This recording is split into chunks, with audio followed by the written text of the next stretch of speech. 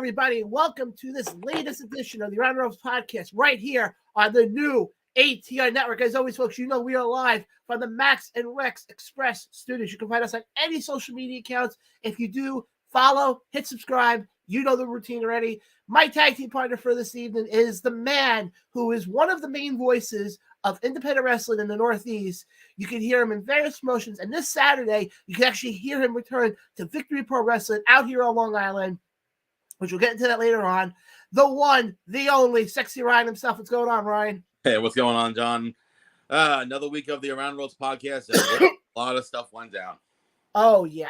And guys, if you caught our roast last week, I appreciate it. Hope you enjoyed it. We had a freaking blast doing it. I keep going back and watching it and thinking, I can't believe we actually did that. And folks, be on the lookout for possible another one coming up in 2024 with a different roastee. Yes, but how was your week? My week was good. Same shit, different day. Nothing new. We got two great guests coming on tonight, and two guests that. Oh, we actually got our first comment coming in from Mark, who's actually checking us out on YouTube tonight. Hey, what's up, Mark? What's up? What's going on, Mark? At the bottom of the hour, we will be joined by owner and promoter Chris Envy, who obviously he owns Dynasty Wrestling, as they are set to do More Brawl 2 happening this coming Saturday over in Amsterdam, New York. We'll definitely get into that with him on all that. Then at 9:30 tonight, obviously we've been talking about this Titan show coming up because it's the last show of the. It's actually the 50th show in their history, which is a big milestone.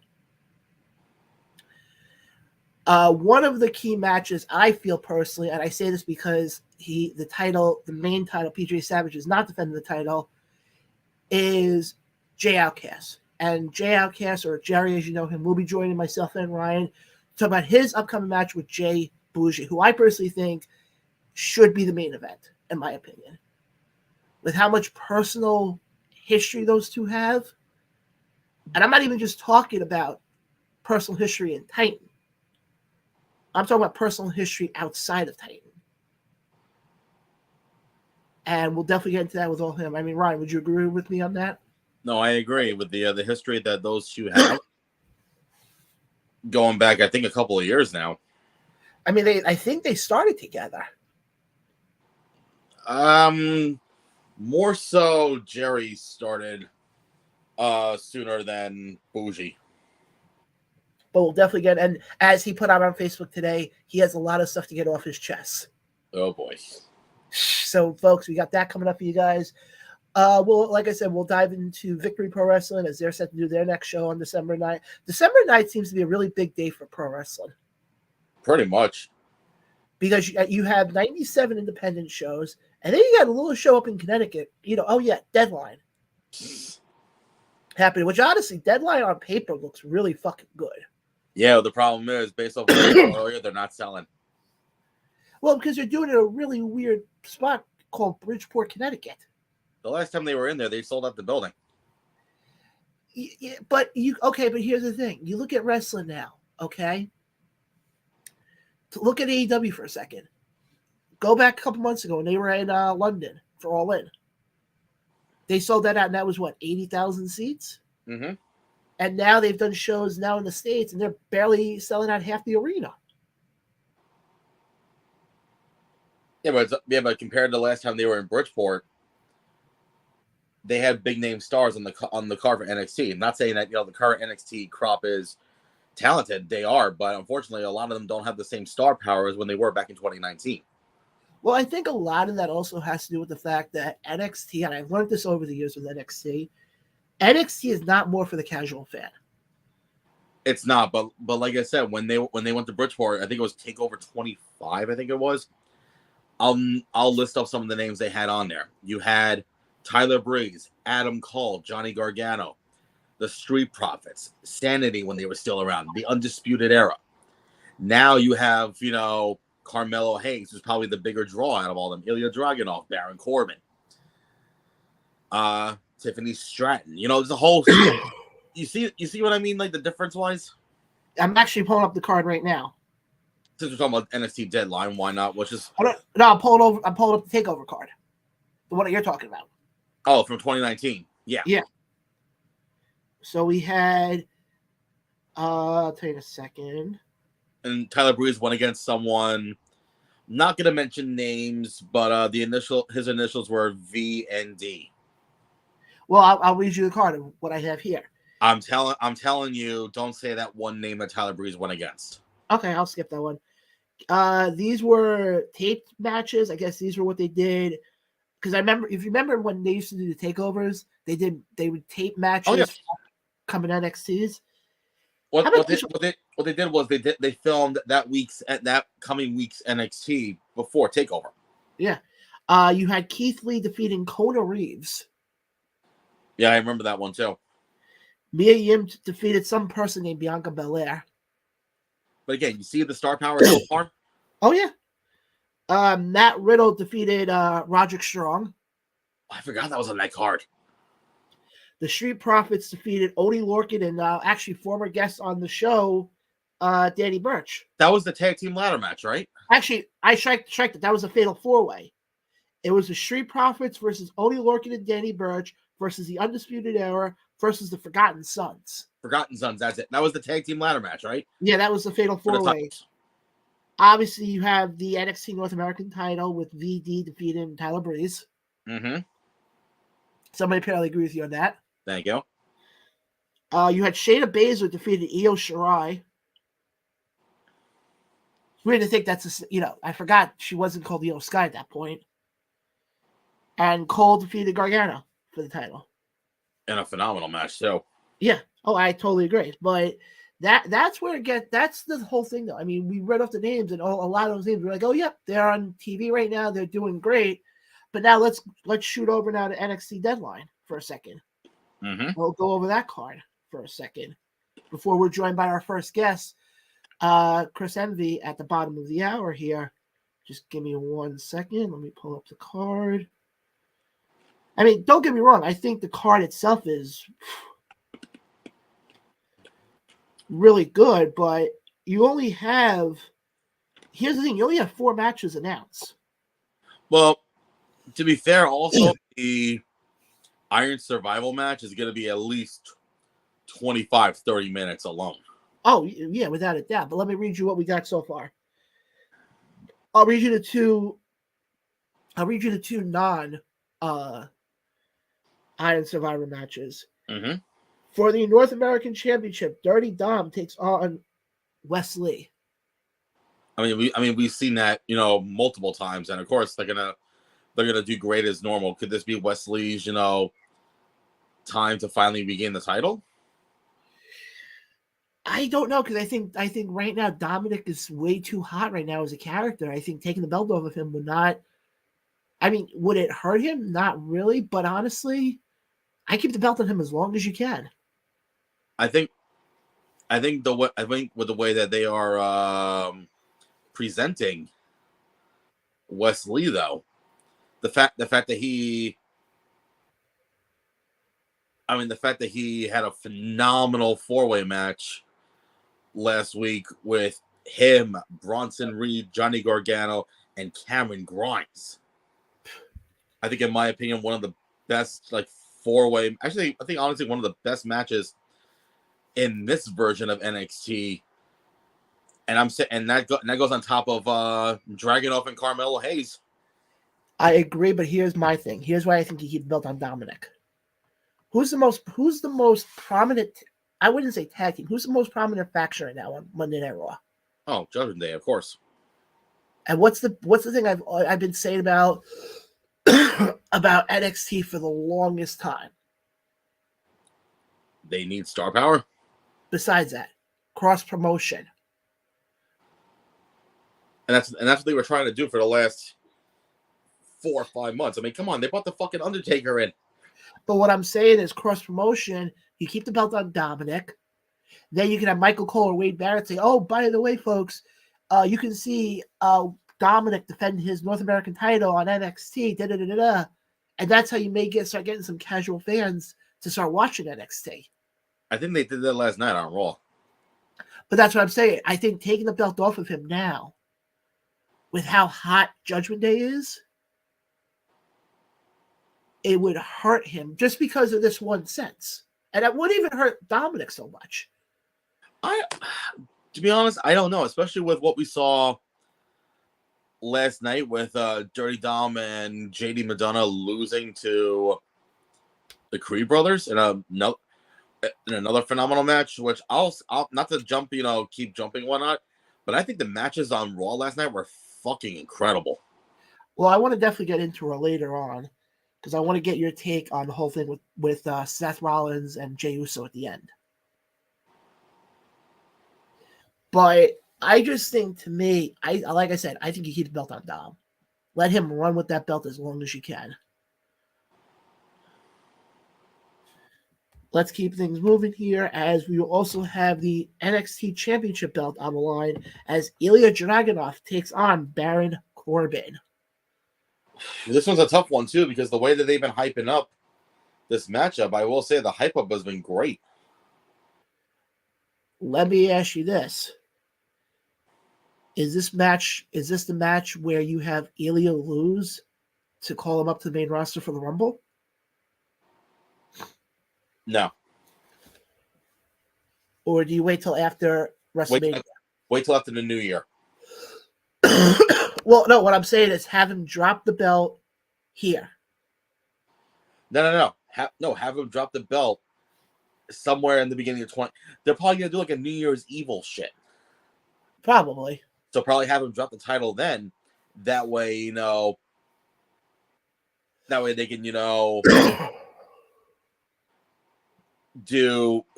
him go up to have him debut at the Rumble.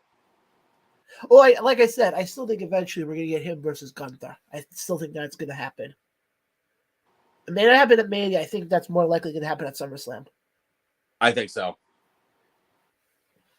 So then what are you saying then? Keep the belt on Corbin? Or not keep the belt, keep the belt on Ilya then? Yeah. Yeah, that I would have to agree on. Because I think, yes, do I like what they're doing with Corbin? Yes, I think Corbin right now is in the best position he's been in a long time. And I think he's done enough now. Yeah, I think a belt would help him.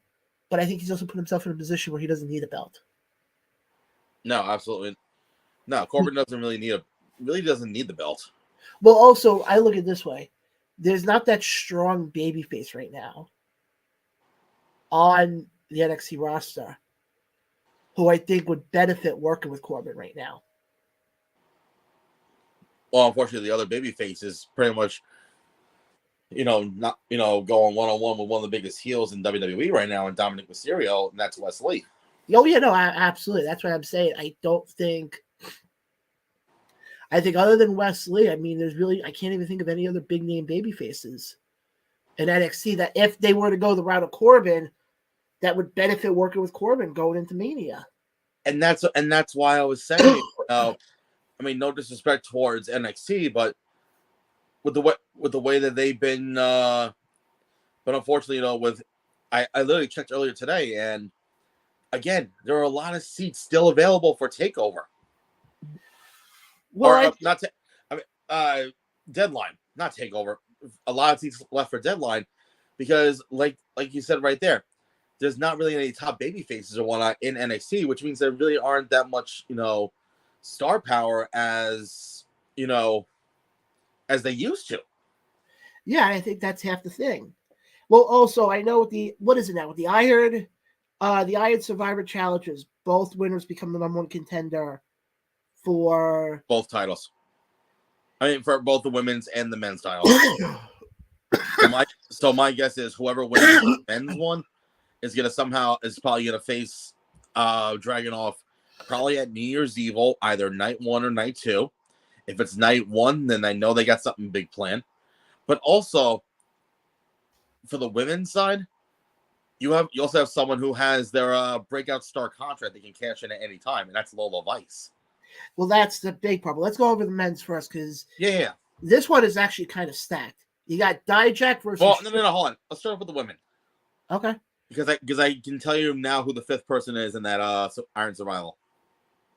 I can tell you right now. Maybe I don't watch NXT that much. I only recognize 2 of these names. Just say the names. Tiffany Stratton versus Lash Legend versus Blair Davenport versus Kalina Jordan versus Beacon.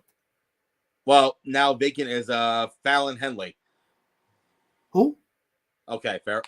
You see my point about the star power?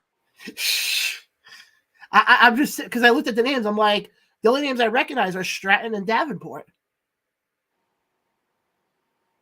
So the other two I've never. I mean, yes, I think Kalina Jordan just came.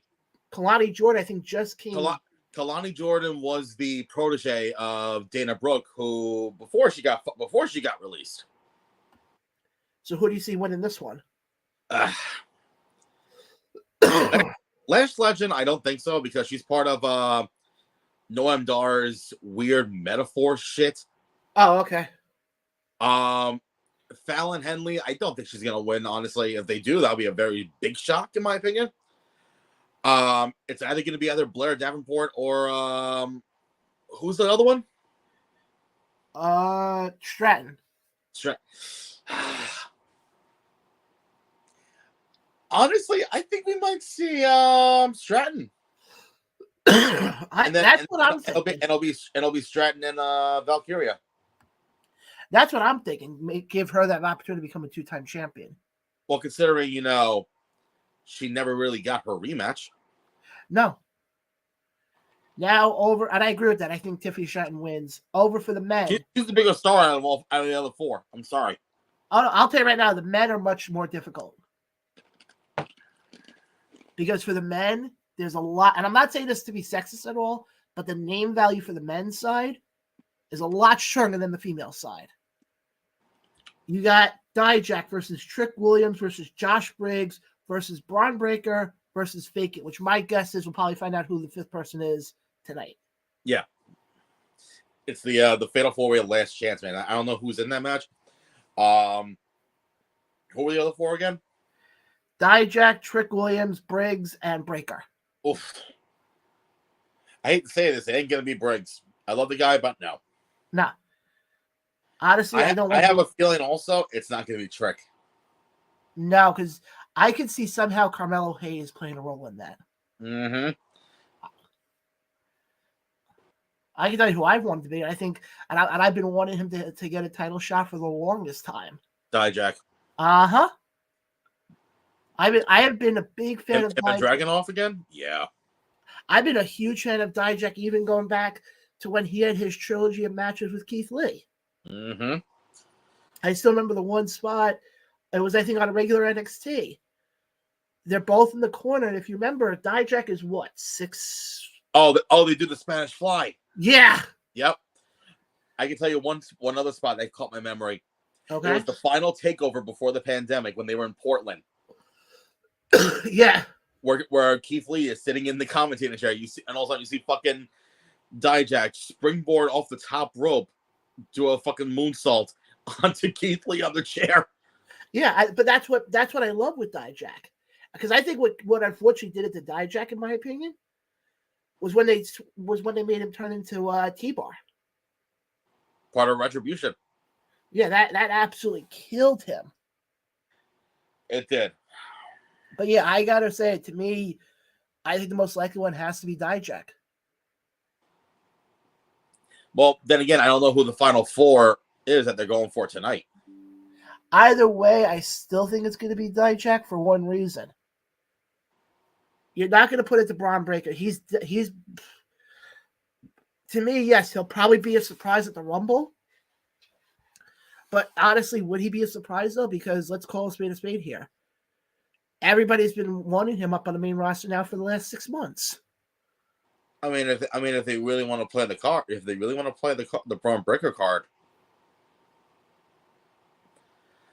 like I said, they're gonna do something at New Year's Evil.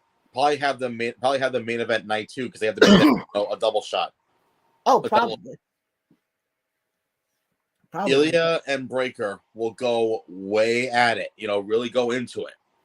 Where apparently Braun Breaker will go into the point saying, if I don't win the NXT title, I'll leave NXT.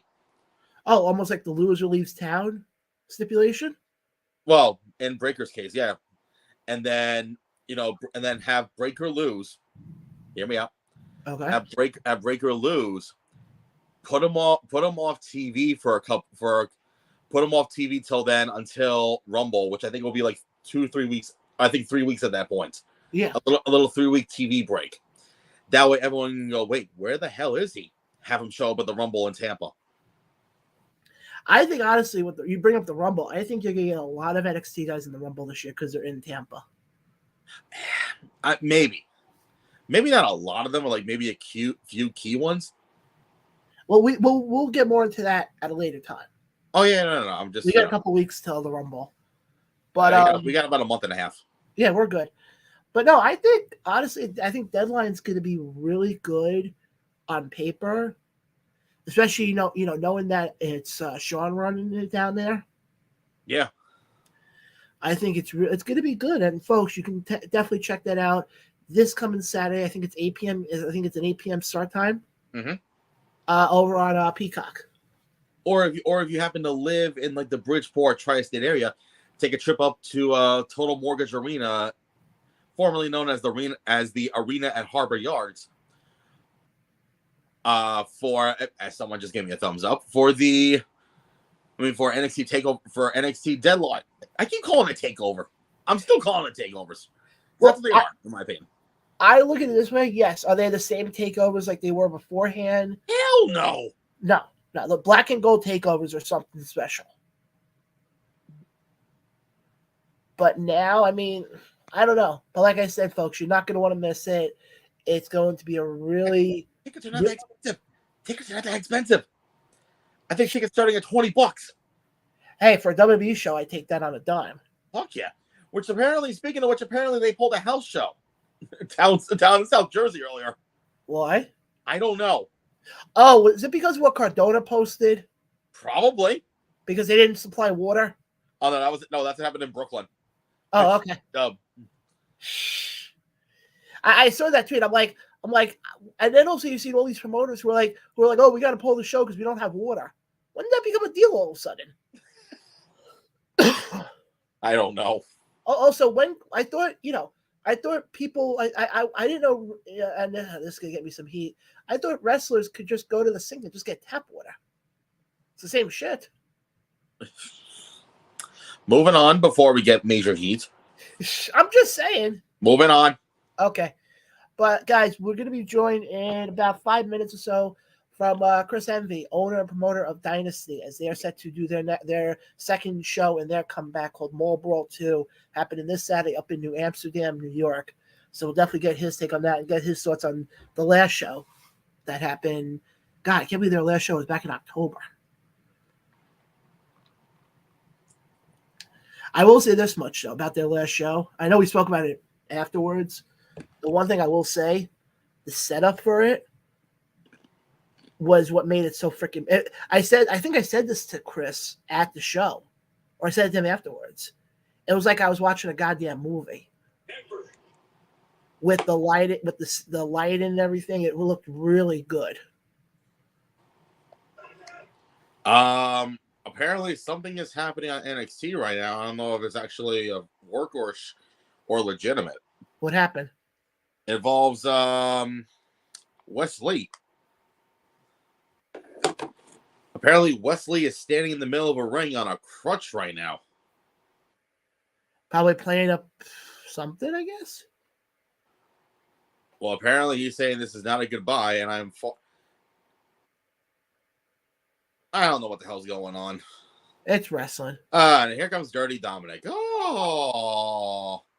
You know what's funny? I just want to bring this up for a second before we have Chris hop on with us. Do you realize now anytime we mention Dirty Dom, we never have to say, a lot of people don't even have to say his last name anymore? Yeah, I know. And you know exactly who we're talking about? Mm-hmm. I mean, is it... What's up? It what? I was going to say, is it possible in his short run? I'm not saying he's outgrown the Mysterio name, but is it possible in this short of time that he's been up on the main roster that he's developed such a character where you don't even have to say the Mysterio name and you know exactly who you're talking about? The guy doesn't even have to say 2 words and the crowd already boos him. He's getting... Oh, wait, that's in a thing called Heat. which is what just he's doing his job. When when you grew up, I know everyone makes a joke about Eddie being his father and everything, but I mean, crap, when you grow up and Eddie's one of your dad's best friends, you kind of learn a thing or two. I mean, hell, there was a ladder match, between Eddie and Ray for Dom. Yeah, probably one of the greatest. That's what they shoot for every divorce settlement. Hey, it's cheaper. Just have the parents in the ring, let them fight it out, and just have the kids sitting up on the. The only stipulation is whoever wins, if the opponent is seriously injured, like has to go to the hospital, the winner has to pay for the the hospital bills. No alimony, nothing like that. That's it. Whoa, hold on. This Saturday is not a night off. What happened? As Ryan is doing that, folks, okay.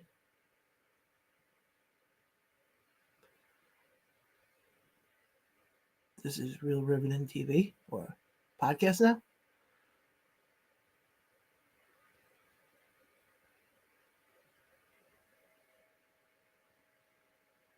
I'm confused now what's going on here.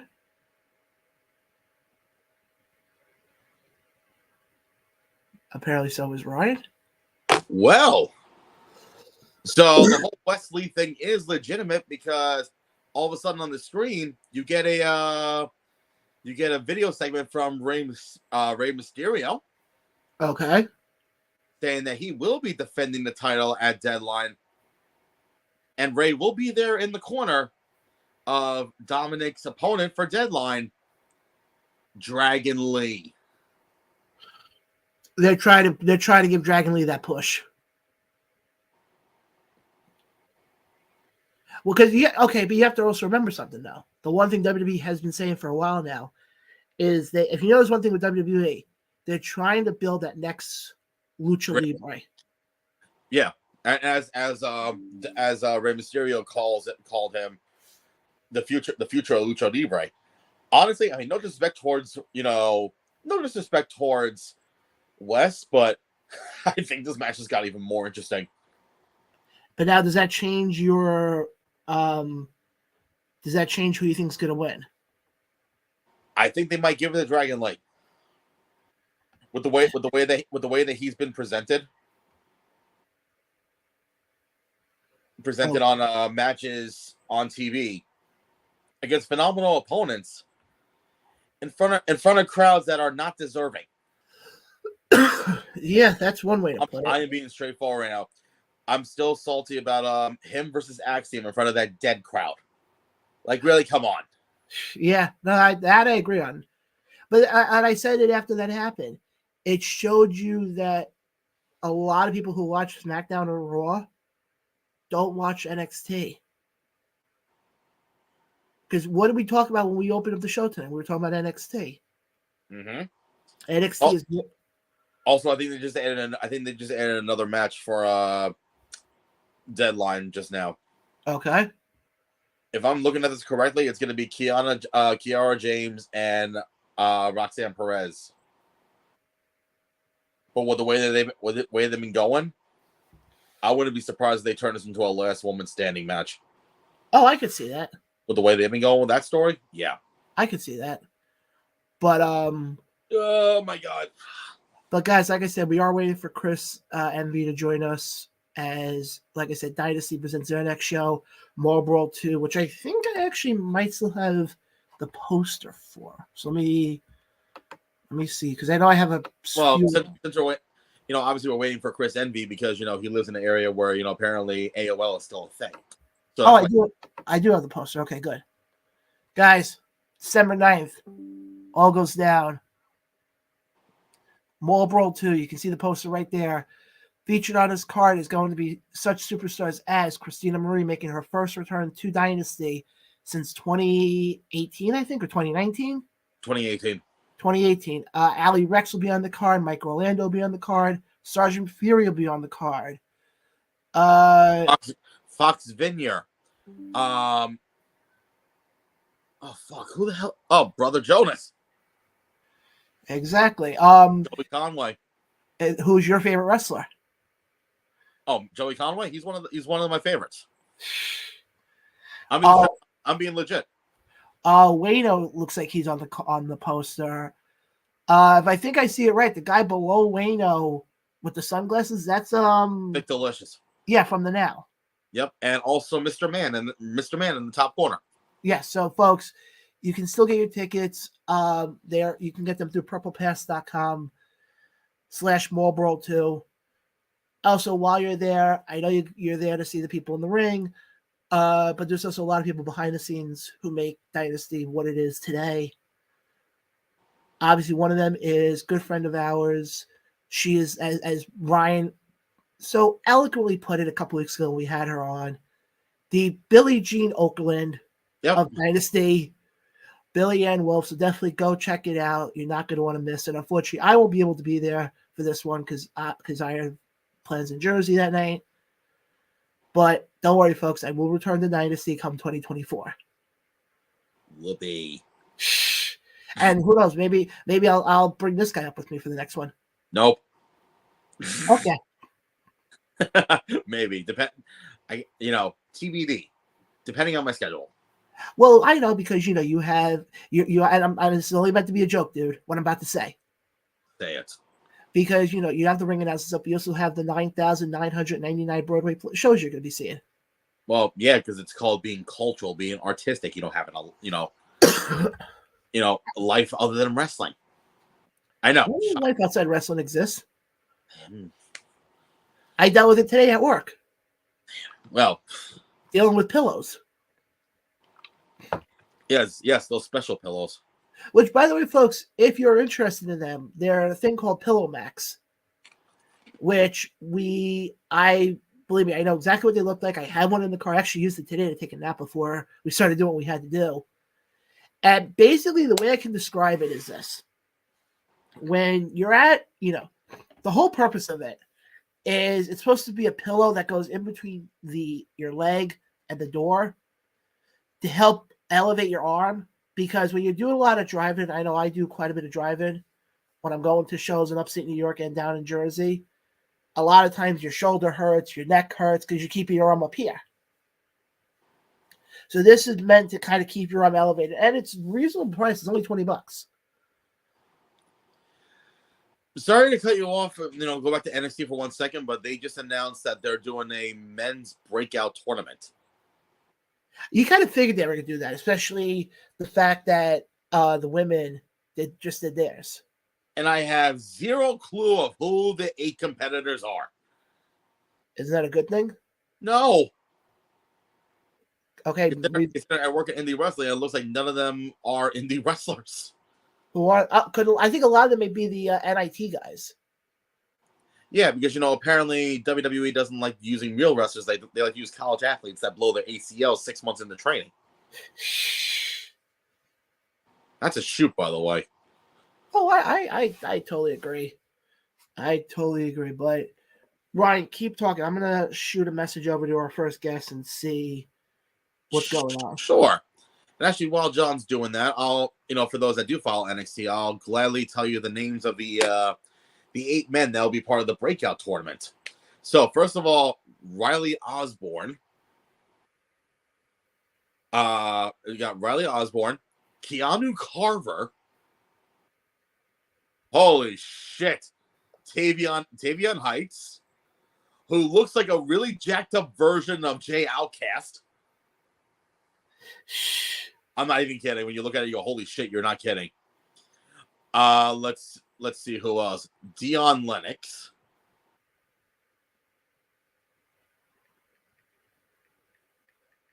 Oh. The Legal Eagle? Luca Crucifino. Not gonna lie. He's gonna be the next, member of, the mob family with Tony D'Angelo. I'm calling it right now. Not the Nazi Mafia? No. Let's see who else. Miles Byrne with an E at the end.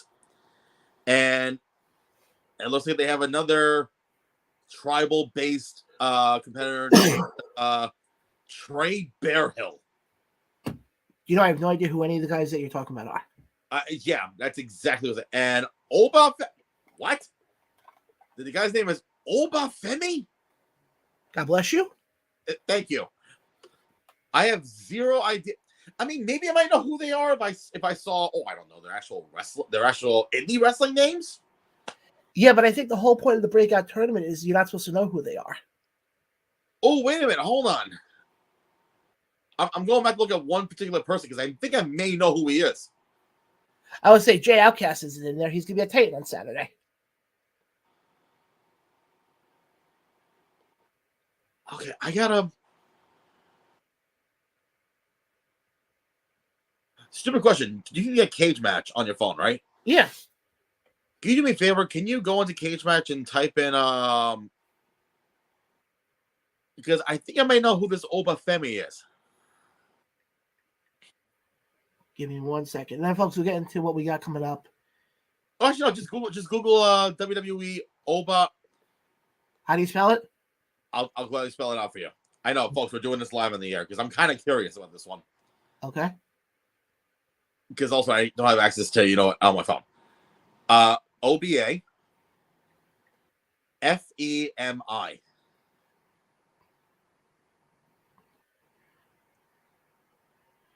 He's from Nigeria. Oh, never mind then. He's only 22 years old. He's a big boy. He's 6'4".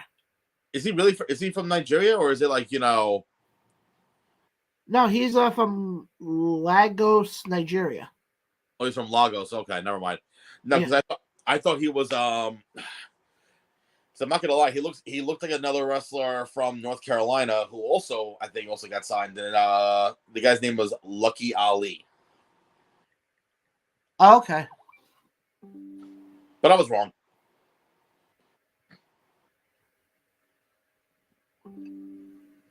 All right. Chris will be joining us in about 5 minutes. He kind of got taken back with something for a second. He had to go plug in his DSL wire. No. Yeah, you're funny. You should tell him that when he comes on here. Oh, I'll gladly tell him. It's a wonderful thing called Wi-Fi, not a DSL yellow cord. Because we all know Chris is old. No, he's not that old. I mean, I'm gonna shut up now. Yeah, you better shut up. Because I was about to say something, but the person I was about to say it about would probably hit me over the back of the head. Who? Billie Jean Okerlund? I can confirm or deny. Of course. Ugh. Because I will put it this way. We spoke about it last week, about that procedure I had. Yep. I don't want to start off 2024 losing the other one. Thank you very much. I mean, you kind of already lost it. I'm just saying. Okay, let's get back into wrestling as we're waiting for the improbable Chris Envy to join us. So how about we talk about the big topic in WWE that's been happening right now, and that is some sort of Viper. I thought we're talking about the greatest return ever. Who that? R-Truth. Oh well, yeah. Okay. Who I still think had the greatest moment of last night when he was trying to join Judgment Day, and he was in the back, and he was flipping through the channels, and somehow he landed on channel 13.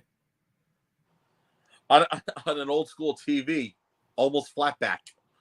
Well, I was going to say this much. R-Truth, and I say this with all the sincerity right now, R-Truth, who reminds me of R-Truth on the Indies? Who? You're going to laugh that I'm about to put him in this category. Brother Jonas. To a point. With the way, I mean, I don't know if you've seen the videos he's put out recently of him looking for a Sasquatch. I have. I think it's funny, but also, can you imagine him and R-Truth going Sasquatch hunting? Oh, jeez. And he put out a video of him doing his sound effects for it. And I joked him, I go, so when are we getting the greatest hits of Brother Jonas? But I said it to him already that I think he's the R-Truth right now of between Dynasty and Immortal. We got our friends of the. Hold on, be good if my freaking computer would work here. There we go. We got our friends of the Squared Circle checking us out. Hey, what's going on, friends? Hey, what's going on, guys? Definitely check them out. They're good podcasts, and hopefully, come 2024, we will have some sort of collaboration. So, you mentioned it when you went on your social media last night, hyping up the show. Yep. Apparently, there was one moment last night where you thought the crowd was dead. What happened? Sorry. As you know, someone who's almost dying. Apparently, you said that there was a moment that you thought that the crowd sort of died. There was a few moments, but I think the biggest thing, and sort of what I want to get into, was the ending of Raw. Oh yes. Did you think that ending almost seemed kind of rushed a bit? With Jay and Seth? Yeah. Yeah, because also time restraints. Well, do you blame that? And actually, Ryan, we're going to have to put a hold on that. Would you like to introduce our guest? He's your guest, so I'm going to let you take the bill for this one. Okay. Guys, this coming Saturday in Amsterdam, New York, Dynasty Wrestling presents Mall Brawl 2. And the man behind it, who's going to be on with us right now, is the one, the only, if my computer will work, it'd be great. Come on. There we go. Chris Envy. Chris, what's going on? What's up, guys? I don't know about great. You didn't tell me Ryan was going to be here. I'll leave, Chris, if you want. I'll leave. No. Don't be so easy. Stand up for yourself. Going tonight. But hi, guys. I'm good. On, Chris? I forgot about this. I'm currently not home. I'm not home. You're doing that because you have to carry Dynasty on Saturday. Oh, I don't carry it. The workers carry it, man. Everybody from ring crew, referees, the people taking tickets at the door, they carry it. I'm just there to smile and nod. But I think Ryan had something he wanted to say to you before we get into the show on Saturday. Oh, Jesus. No, I didn't actually. Something about his internet? Oh, well, now knowing he's not home, it doesn't work. Oh, my internet's horrible. Yeah, it is. I live in the middle of nowhere, top of the mountains. I have horrible internet. Oh, crap. Then I should. You know what? Then I'll turn around and say it. I was going to say, Chris, they stopped using DSL like 10 years ago, right? I used to sell DSL. That's funny. Bro, I've been around since dial-up, okay? So Oh, God. Yeah. I literally live in the middle of nowhere, so I don't have cell service. I don't have internet. I mean, I have internet, but it's not good. I'd invite you up, but I don't like you. The way Chris interacts with people, he has to send smoke signals. That's true. This is true. Usually it's when my thighs rub together, but still. Well, talk about getting major heat. So. Well played, sir. Well played. But before we get into the show that's coming up this Saturday, I want to go back a little bit to the first show, the return show. Okay. How did you think it went from your point of view? Top to bottom, the best Dynasty show we've ever put on. I thought it was fantastic. As somebody who was there, I would have to agree. I said this to you afterwards. The thing I loved about it was the lighting because it looked like a movie. Oh, yeah, I agree. I can't take credit for that. That was our fantastic venue. We should have a date to return there, hopefully this week. They've given me a tentative date, but it's not locked in, and I'm not going to announce it until it's locked in. That is potentially going to be the exclusive home of Dynasty. We're not trying to be like the other guys. We're not trying to compete with Immortal. They have a fantastic product they can afford to run every month because of what they've built. We don't have that right now. So we're going to try to stay at that venue, run every 2 to 3 months, get a couple shows in every year and hopefully grow to the size that Immortal is, and then, take it from there. I think, honestly, you look at upstate New York, obviously, you got you guys, you have Immortal, and that's really it.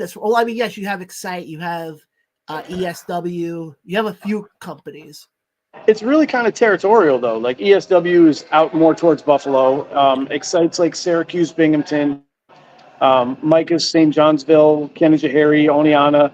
And we're hopefully Albany, Schenectady, Troy. Yeah, you're out Schenectady County area. We are. Although technically the Dwaynesburg show that Immortal is going to be hosting in March is in Schenectady County, Chip Stetson's home school. So that's big. Oh. That's pretty awesome. It's about 8 minutes away from me. My kids go to that school, so it should be a good show. I hope it's a good show.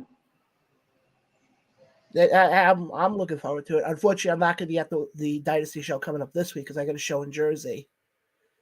Well, we all make mistakes. Not the first time I'll make a mistake, and not the last time. Now, where are you going? ISPW? Actually, Titan. Okay. I've seen good things about them. I've seen good things. Well, also, it's because they are celebrating the podcast. Oh, yeah?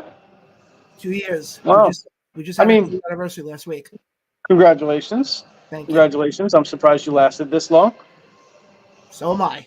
No, you do good. You guys do good, honestly. Oh, actually. Well, John, you do good. Ryan, you just tag along. That's fine. I hear that a lot.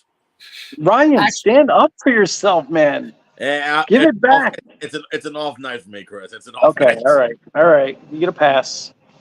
I do have to make one mention, though. When we're talking about the Dwaynesburg show. Yeah. Shane Stenson also mentions it's his hometown, too. True. So I just want to make a mention out there because I know Shane and I have some heat with each other, so I want to be on his good side. Who doesn't have heat with Shane? Arrogant little prick.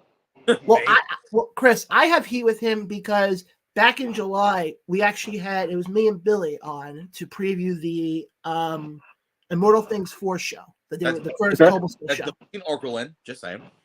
Yeah, we call it Billy Jean Oakland, by the way. I like it. Well done. And what happened was on there, we were talking about his match he was having with Chip, the dog collar match. Yep. Good match. Solid. Oh, I love it. And I accidentally turned around and called him. What happened?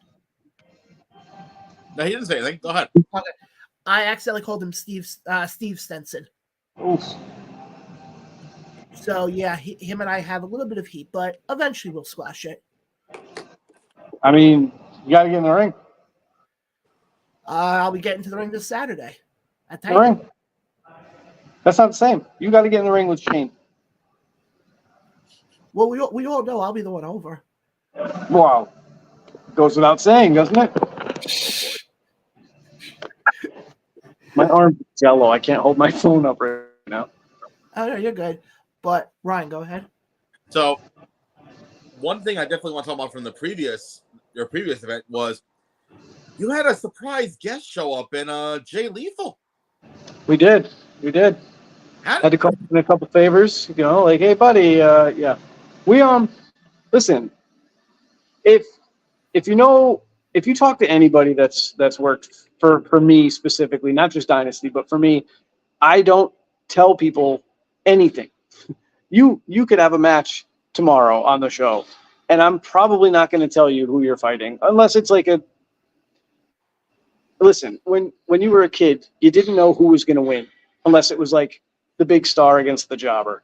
You didn't know who was going to show up on Monday night from one show to the next. That's when that's when I became a bigger fan again. That's what I want to bring with Dynasty. You never know who's going to show up at the show. We had Jake the Snake advertised in 2016 and Hurricane showed up. So, I mean, we try to keep you guessing. We try to keep you on your toes. That was a surprise for the people that were there in attendance. You took a chance on us, so here you go. You were there to witness it. Free pictures with Jay Lethal in the ring, on the ramp. I mean, Jay was a stand-up dude, not the same Jay that he is in AEW, but Jay Lethal is an amazing human being. You never know. We might have a surprise this show. So now that you mentioned Jay Lethal, could there be a chance of... You mentioned Jay Lethal. What's up? You mentioned Jay Lethal. Well, yeah, because you're talking about him too. Could we actually see Jay Lethal compete in a Dynasty ring in the future? Well, You weren't at the show, Ryan, but Jay Lethal booked himself in a match. He said that time he comes back to Dynasty, he wants to fight Conway. So it's just a matter of figuring out when schedules line up. Okay, then. I would love to have him back. Jay was so easy to work with. Great dude. We had different things planned for him, and collectively we all changed some things around, and it was amazing. The way it all played out was better than anything I had envisioned. It was great. Honestly, great. I almost feel like any show after that is going to, like, it's almost like your first high. I've never been high, but this is what I hear. The first time you get high, you never get that high again. That's how I feel. Like, everything was perfect. The sound sounded great. It could have been a little louder. Maybe it wasn't perfect, but the lighting was fantastic. The venue was great, easy to work with. Catering at the show was top notch. We made money. Nobody got hurt. Fox didn't win. I mean, everything you could hope for happened. When Vinny ended up winning the whole thing, I was happy for him, especially the rise he's been on right now. Right. He definitely needed that money for the wedding. You see that? Great pictures. Oh, absolutely. Man, so easy to work with. Hey, he needs a lot more energy drinks, so This is true. $50,000 will get you quite a bit of energy drinks. Well, he's got his own now, so I don't know how that happened. Got his own G Fuel flavor. Hey, he knows people. Yeah. Just like sweat. But I want to look ahead at this show because I know there's one match announced already. Brother Jonas versus HBO. True. Which I got a kick out of Brother Jonas's promo for the match, where he thought it was high voltage because he thought Omar was high. Yes. I popped for that one, but honestly, this match, how do you see this match playing out, in your opinion? Well, Omar's going to win. It's a no-brainer. Jonas is he's greener than goose shit. He hasn't done anything in this business, and Omar's world traveled. It's a no-brainer that HBO is going to win. Jonas is doing great things at a young age, but, I mean, call a spade. With DraftKings in the mix, my money's on HBO. I could see it. Like I said, I think Brother Jonas is somebody, if you give him enough time and he kind of earns his stride, so to speak, I think eventually he'll get to the point where you can possibly talk about a title with him. I've given him lots of titles. He doesn't like any of them, but I call him lots of things. He's got a good mind for the business. He's training under one of the best people on the mic and one of the best people as far as character work. So the kid's got a bright future. He's just got to tighten some things up a little bit, in my opinion. And I'm not by any stretch of the imagination perfect. I'm not a trainer. I just, from outside looking in, he's got to tighten some things up. And we'll work with him this Saturday. Oh, yeah, I could definitely see that. But I also said beforehand, not so much his in-ring work, but his character work right now with his Brother Jonas character. Right now, the only person I could see it being comparable to on a professional level is R-Truth. Yeah, okay. I see the wow, that's big praise. Well, because not only, I mean, he just did the promo video for you guys for HBO, but he was doing this whole thing where he's trying to find Sasquatch. Yep. Did you see the outtakes? Oh, yeah. Yeah. Jonas is a character, man. He's going to do good things. Oh, no, I completely agree with that. But, Ryan? So, also on Saturday, I saw the poster, and there were a few familiar faces that, first of all, I haven't seen up here. A couple of them I haven't seen up here in a long time. And one of them that's making their return, and obviously another one making their return to Dynasty in the Green Machine Mike Orlando, Allie Rex, and courageous Christina Marie. Yeah, bud. I'm telling you, I don't want Dynasty to feel like an independent show. I don't want it to feel like, oh, I can miss this one, I'll go to the next one, because you don't know what's going to happen.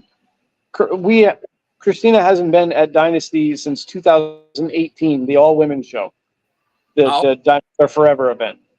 Mike Orlando, 2016, and last time he was in a ring, he was defeating Eddie Edwards for the Dynasty Heavyweight Championship. Allie Rex was only with us a couple times, but I mean, she's come so far. She's incredibly talented, often overlooked because she doesn't draw the attention to herself. She just quietly kicks people's ass. I mean, these people are people they were staples with Dynasty. I mean, Christina didn't miss very many of our shows.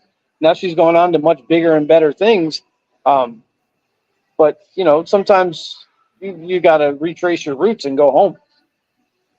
Exactly. And you mentioned, and obviously I agree with the comment about Allie Rex. And I was going to add on to it. It's always the quiet ones you got to look out for. It's true. Especially. Ask Mike about that. Oh, absolutely. I haven't seen those two in a long time. So I've gotten that comment several times in messages. Like, is that Mike Orlando? Yeah, bud. You don't know who's going to be at a show. I don't like to announce matches because if you're watching Raw and they announce a match, you know at some point that match is going to happen. Maybe it's one you're looking forward to. Maybe it's not. But typically a match isn't going to draw you to a show unless it's one of those indie-rific matches. If you know somebody's going to be on a show, it doesn't matter what they're going to do. If I said Matt Cardona is coming to the show, you're going to want to go to the show. Does it matter who he's fighting? No. You know he's there. He's going to do something. You're going to be entertained, period. Let us entertain you. You don't need to know the whole synopsis.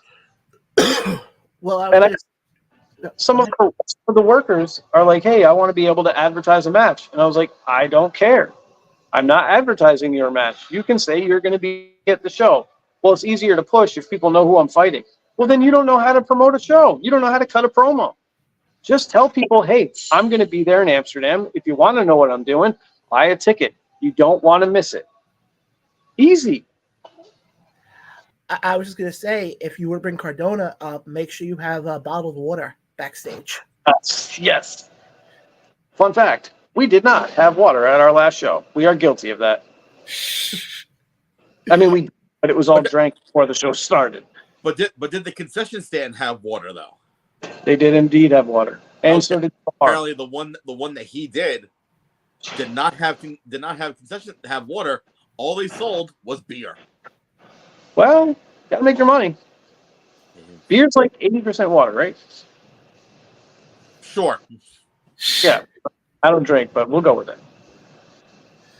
it. But I noticed some of the other names on the card. Obviously, you have Wayno's on there. As we saw at the first show, Wayno was not able to win the tournament, and him and Mr. Man got a little bit into a scruffle afterwards. Yeah. Mr. Man is I don't think Wayno's his favorite child. They have a very long history. Maybe someday somebody with more time and skill will put together a little video package of their history. Wayno's had Mr. Man arrested. Mr. Man has poisoned Wayno. He's put Windex in his drinks. He's poisoned his Pop-Tarts. It's a very tumultuous relationship. Oof. Yep. It's well, that's any ideas what to do to John. I mean, I'm so sorry to hear that. Don't say that out loud. Now it's on video. Oh well. He's just kidding. I also saw Vic Delicious is on the poster. Never heard of him.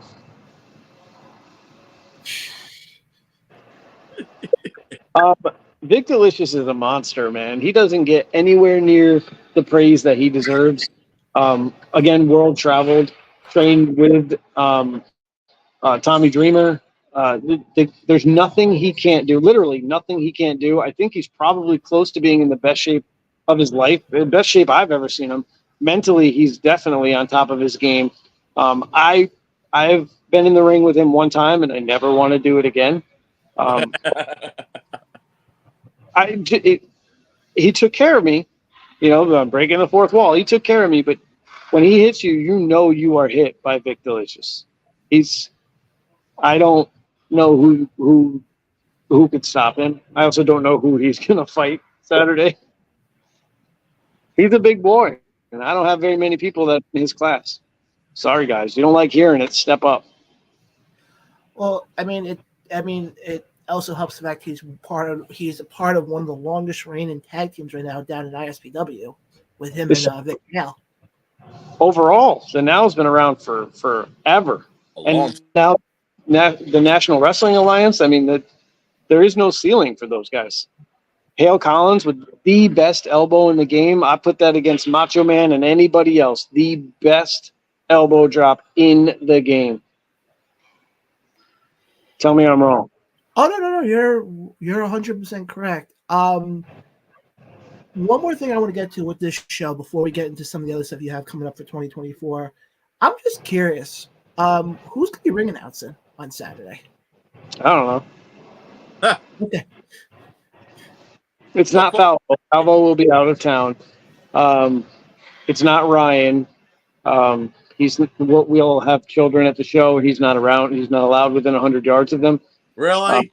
So, I don't know. We'll find somebody. I would say just have Billie Jean Okerlund do it. She has other jobs, and she has to get more comfortable in front of the camera and a microphone.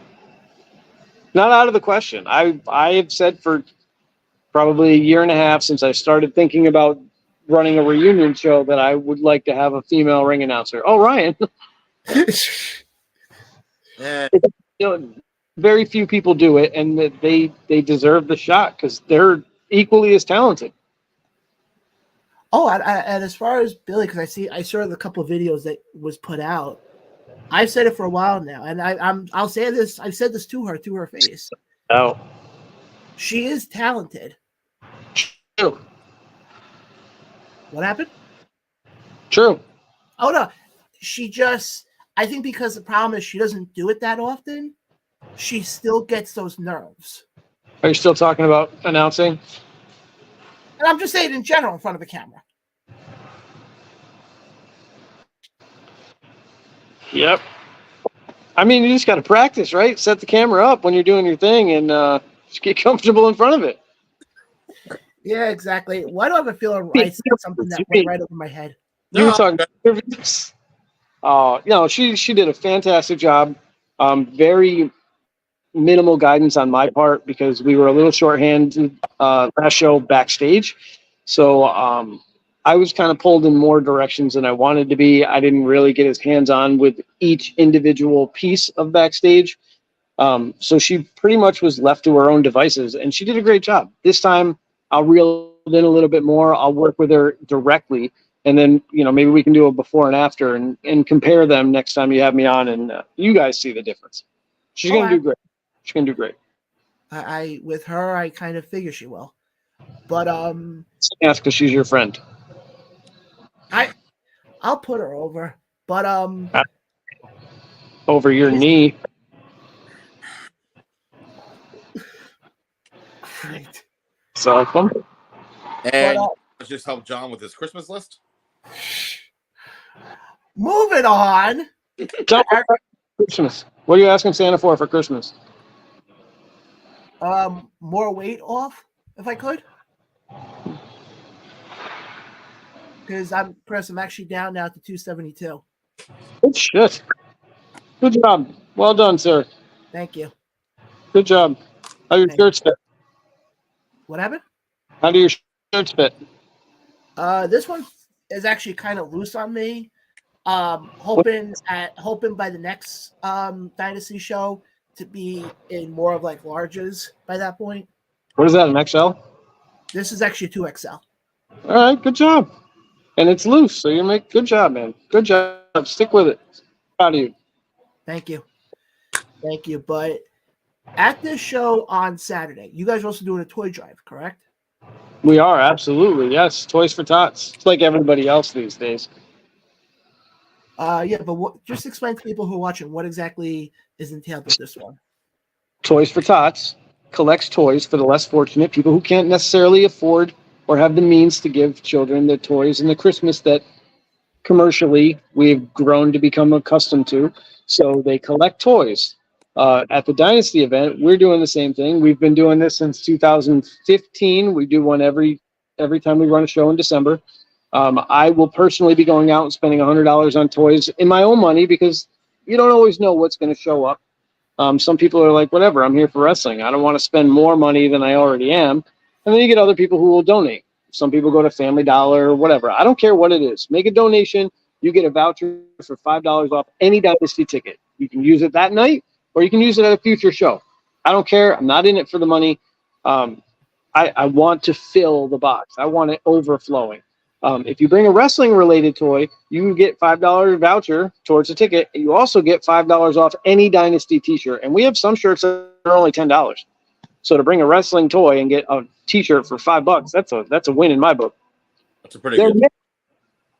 There may, if we can get the box full enough, there may be a visit from a certain jolly old man in a red suit. If we can fill the box, we may have a visit from St. Nick. Okay. Nice. Hopefully he won't get stuck in traffic. Well, I don't think he has to worry about traffic. He flies. He flies. Ryan? So, actually, I have no more questions. Shocking. Not really. Brian, when are you going to shave your head? What's up? When are you going to shave your head? When do I shave my head? No, when are you going to? It needs to happen. Brian, who are your real friends? Who are your real friends? Because I'm the only one to tell you that you need to shave your head. Shave it. Real On friend. next week. 10 years? What? Real friend, even though I haven't seen you in 10 years? That's why we're such good friends, because I haven't harassed you in 10 years. I know, it's been a fucking blessing. Well, if you ever got a license, you could come to a Dynasty show. We could put you to work. Well, unfortunately, I won't be there this Saturday because I'm announcing for Victory Pro Wrestling. I'm not fighting you Saturday. I don't want you there. I'm just saying in general, if you get a car, you can buy a ticket and come to the show. Actually, it's funny you say that, Ryan. I almost thought you were at the last show because one of the guys who was I think it was the senior official. Oh, Rob Vincent. Yeah, I can see the similarities. Looked exactly like Ryan. When he showed me the photo, I'm like, holy shit, I haven't seen him in years. Yeah. He was also at the original Dynasty show, August 24th, 2013, in Richmondville, at the Maranatha Fitness Center. It's now closed. Oh, it's closed now. Yeah, no relation. Yeah, they got all these grants and didn't pay their taxes. Oh well. Happens. But I remember when I saw Rob, and I'm looking at him, and I was with a friend of mine. I'm like, no, the friend of mine looked at me, Ron. Oh God, yeah. Looked at me and he goes, I thought Ryan wasn't here. I'm like, what are you talking about? And he pointed to Rob. I'm like, holy shit, that's freaking Ryan. Yeah, but Rob Vincent knows when to shave his head. He give up on the receding hairline. Listen, I shave my head, bro. No shame. I think it could do wonders for you. Think of how popular your grinder would be if you had a shaved head. You know what? I'll shave my head when you get better internet service. All right. I haven't cut out one time, so it looks like it's your turn to uphold your end of the deal. Okay, the day you have to stop giving out smoke signals, I'll do it. Yeah, that's just because I'm hot. I can't stop doing that. Ugh. What are you afraid of? You afraid you're going to look old? I already feel old, so probably. Why do you feel old? Are you eating shit? What's up? Do you eat poorly? No, not anymore. Yes, you do. What do you eat? What kind of food do you eat? Obviously, the basic like grilled chicken, greens, all that shit. I completely changed my diet because if you remember, I was fucking huge the last time I saw you. You were much larger, but I'm not making fun of you for it. I'm being for real. What's your vice? What's your one bad thing that you still love to eat? Mine's pizza. I can't say no to it. Yeah, that's mine too. I can't say no to pizza. I'm currently on a Whole30 diet. We took the week of Thanksgiving off because it's Thanksgiving, my wife's birthday. So Whole30, 30 days, no sugar, no grains, no dairy, no legumes, no alcohol. So you can basically eat fruits, vegetables, meat, and eggs, and any spices you want for 30 days. Life-changing. And then after 30 days, you introduce, like, okay, this week I'm going to have dairy, and you see how it affects your body. Oh yeah. Like, I know when I eat a lot of bread, it goes right to my lower back. When I have eggs or milk or cheese, it goes to my belly. So I know if I need to work on something, I know what I need to cut out. Whole30, man, look it up. Great. It's hard. It's a very hard diet. You can eat as much as you want, but you can't go to McDonald's and just get a burger because their ketchup has fries, and you can't eat the bun. To be honest, I haven't been to McDonald's in a long time. Ugh. Yeah, not my favorite. I like Five Guys. So does John. Oh, you mean the burger place? Oh, okay. Yeah, different. Oh, okay. So yeah. It's 2023, son. You like whatever you want. It's fine. It's 2023, dude. Almost 24. Oh, yeah, exactly. Right. Brian, There's no judgment here, John. I'm going to put it this way. I'm going to be as discreet as I can about this. I have somebody I'm talking to. You have what? You do I realize have who we somebody have on, I'm right? talking to. What's his name? Right, you know exactly who it is. Oh, yeah. You know exactly who I'm talking about. Someone else who's been probably Five Guys. No, yeah. Moving on. Chris, looking ahead to 2024, when do you figure we're going to start seeing title belts being reintroduced back to Dynasty? Funny you ask. I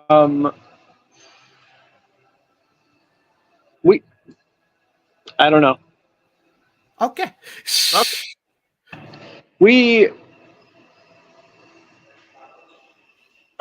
So we don't have any champions right now because it's a relaunch, it's a revamp. Everybody who was a champion under the old regime. So this is new. So there are new titles. There is not a new women's title yet. It is in the process of being designed. There is no secondary title because there is no need for a secondary title. Everybody fights to be the Dynasty champion. We will have tag team championships, although they are still the original design that we had last time, but they're all vacant. We have a new heavyweight championship, but we're waiting for the right event and the right venue and the right story to reveal it. I don't want to rush and be like, oh, these two guys are going to fight for the championship, because quite honestly, we've had one show, and with one show, you don't know who the best two guys are or the best four guys are. So it has to make sense. We have to have the best person in Dynasty or out of Dynasty to fight for the championship. However, this show coming up, we will have a championship match because Conway is putting his Wrestling Is Now championship on the line in an open challenge. Oh. I don't know if El Maximo knows that yet, but that title's on the line. Oh, well. Surprise. Hey, buddy. If you're watching, breaking news. Other thing I want to get to, I know a lot of the independent companies stream their shows, either on Premiere, IWTV. Any possibility of Dynasty doing that come 2024? We would love to do that. It's not cheap, and I am. So unless we start really packing houses, in New York, you know, I've been over this 100 times. You got to have an ambulance at the show, which is hourly, about $250 an hour. You got to have a doctor. You got to have $1 million liability insurance. There's just so much red tape. I mean, we're looking at $2,000-3,000, well, without counting bringing a name in, without counting the venue, without paying the boys, $2,000 or $3,000 just to open the doors. Yep. Plus, we have to rent chairs. We don't own chairs, so that's another $500. So it's a lot of money, and to stream is also a lot of money. On the back end of it, you will make money because you get, a certain number of cents every time somebody views it. But until we have that upfront cost, I can't justify spending that money when there's no guarantee on return. So basically, the gist that what you're saying is you're sort of in a hole before the show even starts. Oh, 100%, every show. Every show. First show was 100% out of my pocket. We did make some money, so we had some money to put into this show. Some money to put into the show basically covers the talent. I still have to get a doctor this show. I still had to get an ambulance. I still had to rent 300 chairs. The video team, the venue itself. I mean, everything costs money in New York. I can go across the border in Massachusetts, pay $50 to go rent the Boys and Girls Club and run a show. And then 100% we'd be streaming. We'd have all kinds of stuff going on. But we don't have that luxury in New York until the commission gets disbanded, which potentially could happen in the new year. There is actually a bill in front of the Senate right now to deregulate pro wrestling in New York. Which honestly it should. I agree. You want to have a license? Okay, you have to have a license and you have to have insurance. Maybe an EMT or a nurse, somebody to check heart rate. I'm okay with that too. I have nurses in my family. My brother's an EMT. Like, we have all that stuff. Why does it have to be a doctor? A physician can do, I mean, any of those people can check your heart rate and blood pressure, and that's all the doctor does. If somebody gets hurt, I'm going to call 911. Yeah, exactly. And what's funny, that's for years, it's always been, the license, the doctor, and the license, the nurse, and there was something else too. A paramedic. The paramedic. No, I'm saying, like, for years, like even before, MMA got legalized, it was just, the license, the insurance, the license, and just the nurse. That was it. But once they finally legalized MMA in New York State, they kind of meshed it all together, and that's when all the trouble started back in 2015, 2016, I think. Yeah, we're considered a combat sport, even though it's theater. If you go and watch Julius Shakespeare, when Brutus gets stabbed, or Caesar gets stabbed by Brutus, they don't have a doctor. Yes, it's choreographed. We know people aren't getting stabbed for real, but why do I have to have a doctor? There's no ambulance nearby. Right. I mean, high school basketball, they only have a nurse. They don't have an ambulance. So, okay, I have to have a nurse at my show. Fine, no problem. I have to have insurance and I have to have a license. Done. But a doctor, that's several $100s an hour. And an ambulance, which is $250, $350 an hour for a 3-hour show? Come on. For what? If I need it, they don't need to stay there. If I need an ambulance, I'll call an ambulance. Exactly. You'll call 911 and someone will show up 5 minutes later. And we're typically in nice venues right down the street from an ambulance or a fire company. So I just don't get it. So New York State, if you're listening, lay off the fucking wrestling laws in New York State. Just saying. For real. Have some kind of regulation, because I don't want you to go run a show. Go back to what it used to be. Just get the license, insurance, and the nurse. That's it. True. Agreed. Keep the guardrail thing a rule too. I actually like the guardrail rule. Not gonna lie. Yeah, I like that too. And the padding on the outside of the ring is smart. It is smart. It also stops people, but the padding on the outside of the ring, you could literally take a 4x4 square of padding and throw it on the ground, and it counts. So really, John, long story longer, we need to start getting 300 people in the shows, and then we can 3 shows in a row, 300 people. We'll start streaming. Well, I was actually going to put this out there, and I haven't even spoken to Ryan about this yet. Oh crap! Just an idea. Obviously not for this show because I won't be there. But if I can get the equipment,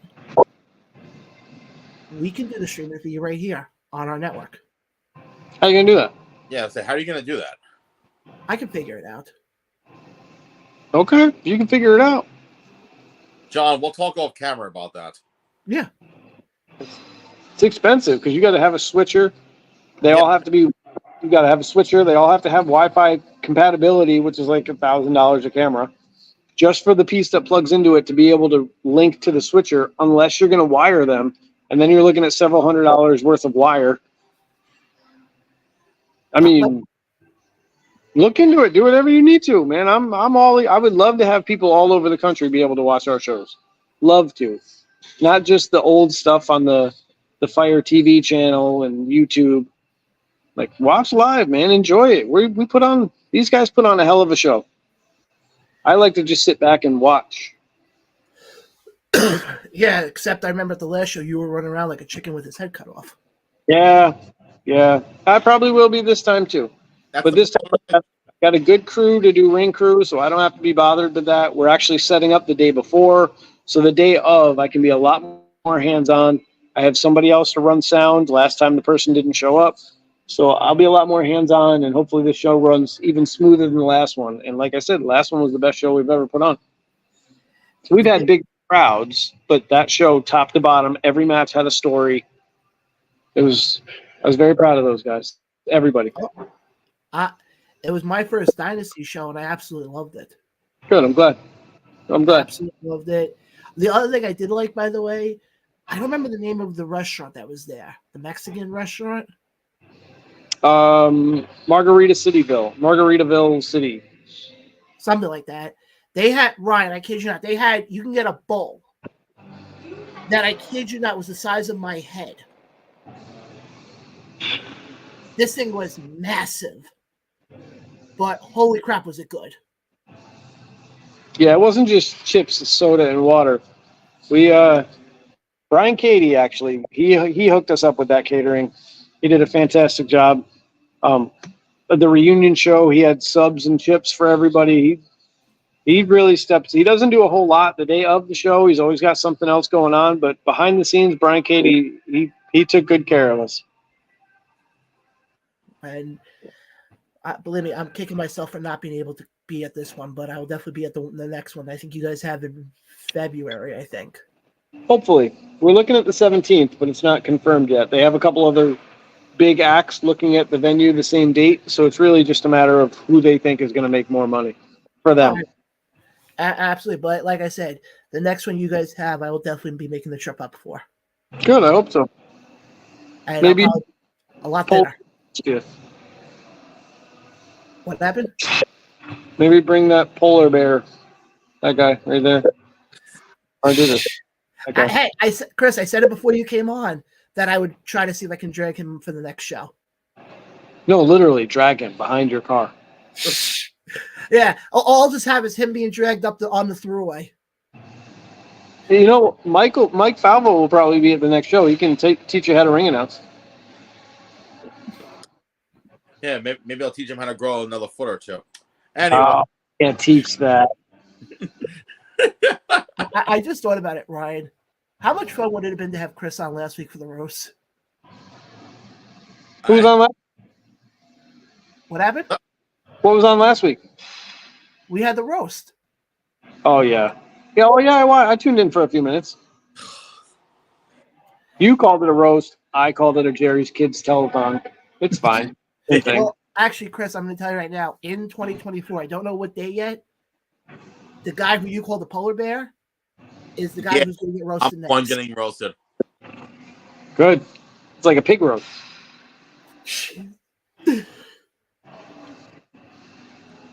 Ryan, you're a good sport. You know I kid. I know, Chris. I know. Ryan, anything else? Nope. Yeah, nothing. Hey, my internet didn't cut out one time. You have to go shave your head. Chris, I want to thank you for hopping on today. We actually have our next guest coming on in a couple minutes. Who you got? Jay Outcast. All right, fair enough. All right, I'll start. He has a big match coming up on the Titan show on Saturday. Yeah, who's he fighting? Bushi. Is that going to be streaming? Not live. I think the show is Saturday, so it'll probably be up on Premiere probably by Monday or Tuesday. At least, as Chris just left. Oh, okay. See? Well, folks, that was Chris Envy, owner of Dynasty Pro Wrestling up in upstate New York. This Saturday, Mall Brawl, Amsterdam, New York. Now we can move on. I remember. Now I have to remember when we have Chris on. Expect the unexpected. Yeah, that was very unexpected. But again, guys, Jay Outcast will be joining us in a couple of minutes. But Ryan, thoughts on what Chris had to say? Besides the fucking pig roast comment. Well, that's Chris Envy for you. What do you expect? Well, yeah, coming from the guy who loves, coming from, the guy that loves Five Guys. And by the way, I will get you up for a Dynasty show come 2024. Dude, we can do the plan and you don't have to drag me along. Just put my fucking recliner on top of your car. We're going to fucking joust. I'm going to fucking joust a fucking 18-wheeler. I'm going to sit there with a fucking helmet, a football helmet to mind you. And a long and a kendo stick and just go charge up 87.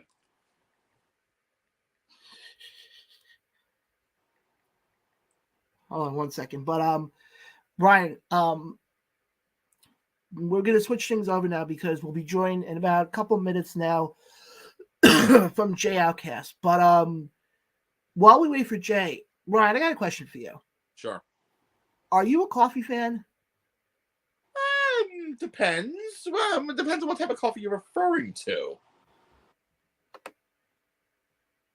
Oh, yes! This lovely thing right here. This, folks, obviously you've been hearing it for the last 27,000 months. This is our brand of coffee, courtesy of our friends at Motor Oil Coffee in the Albany area. Great company, by the way. And it's organic Sumatran blend. I call that organic crack in a bag because that is so addictive. And you can have it both hot and cold. If you're interested in purchasing a bag, especially for this holiday season, 'tis the season for some coffee. Definitely hit us up on our social media pages and give us your address as we will calculate the correct amount. That way we can send you 1, 2, 12, 24, 36 bags of coffee, whatever you want. And also, since it is the holiday season, we might have a couple of holiday sales going on. Just saying. And I can also sit here and say right now, we will have more bags come 2024. Yes, but I'm saying right now with the stock that we currently have, we may have a holiday sale just to clear out our inventory. Hey, as you call it, the ATR clearance sale. And speaking of ATR, make sure to click on to follow us on our YouTube channel, the new ATR Network. Hit that little bell icon, ding. It costs you nothing, but it does wonders for us. Where you can watch previous episodes of the Around the Roast podcast, starring John Blaine and Ryan Peterson, and as well as previous exclusive interviews with obviously wrestlers, promoters, and whatnot. And who knows, maybe come 2024, the new ATR network might be a little more theatrical, if I may say. I'm going to put it out there right now. We got our last show coming up in 2 weeks, which we'll get into that after we get Jay on. Try to explain what's going on in the last couple of weeks. I'm just going to put this teaser out there right now. Ugh. We keep saying, this year's going to be our year, this year's going to be our year. 2024 is going to be our year. We are going to take this show to levels it has never, I repeat, never has been to before. And folks, like Ryan said, the only way you can find out what we have coming up for you guys is you have to subscribe to our YouTube page. Follow us on our social medias, on Facebook, on Twitter, and on Instagram. And just keep in the loop because, guys, like I said, 2024, there's going to be some things that are in the works. Basically, John just repeated what I just said. Yeah, but I gave it a little bit more emphasis. You just repeated what I said, pretty much. Okay. But, guys, moving on right now as we wait for our next guest to join us. Also, hi, Shane, if you're still watching. The non-schmuck says hi. That was funny that he popped on right for that one part. Oh, that was fucking great. I loved it. So while Bougie's bitch, I mean Jay Outcast comes on, I want to talk about an event that I'm actually working this weekend, if you don't mind. Go right ahead, floor is yours. So this Saturday, I am back with Victory Pro Wrestling as they present their final event of 2023 with Disorderly Conduct. Now, off the top of my head, based off match-wise, we have, in women's action, we have La Chica Clara Carreras taking on the debuting Freya the Slayer. Interesting name. She's from Alaska. I've worked with her numerous times, and she's also been a mainstay in OVW. Okay. Also, for the New York State Championship, the frat star Dante Drago will put his title on the line against one half of the Even Stevens, Steven Azure, who's coming back from jaw reconstructive surgery. Also, the tag titles will be on the line and you're going to love this matchup, the Rat Bastards, the current champions, taking on the team of Adam Kane at CAIN and Dr. Sleep, Anthony Gangone, Kane Industries. Okay. Also, it's a no rules grudge match where this has been building up for a little under a year in the making as Evil Kip goes one-on-one against Phil Cardigan. And which I think it's going to be the main event. The newly crowned Victory Pro Wrestling champion, he's got it all, the one lunged angel, Bryce Donovan, goes one-on-one against the former champion back in November and is demanding a rematch in the leading man, Jack Tomlinson. Nice. And there's a few more matches scheduled, but obviously you can follow Victory Pro Wrestling at, and I'm going to say the name correctly for Facebook and whatnot. It's the new Victory Pro Wrestling page. I swear, yeah, that's the name of it. Definitely follow VPW Wrestling again this Saturday at Pro Game Athletics in Bayshore, New York. I think on Saxon Avenue, I believe it is. Yeah. Doors open at 6:30, 7 o'clock, and bell times at 7:30. And also, there will be an appearance by the Long Island Ghostbusters. Oh? Oh, yes. The Ghostbusters with their Ghostbusters card because, apparently there was something strange in that neighborhood. So who do we have to call? The Long Island Ghostbusters. I had to throw it in there. Great guys. Obviously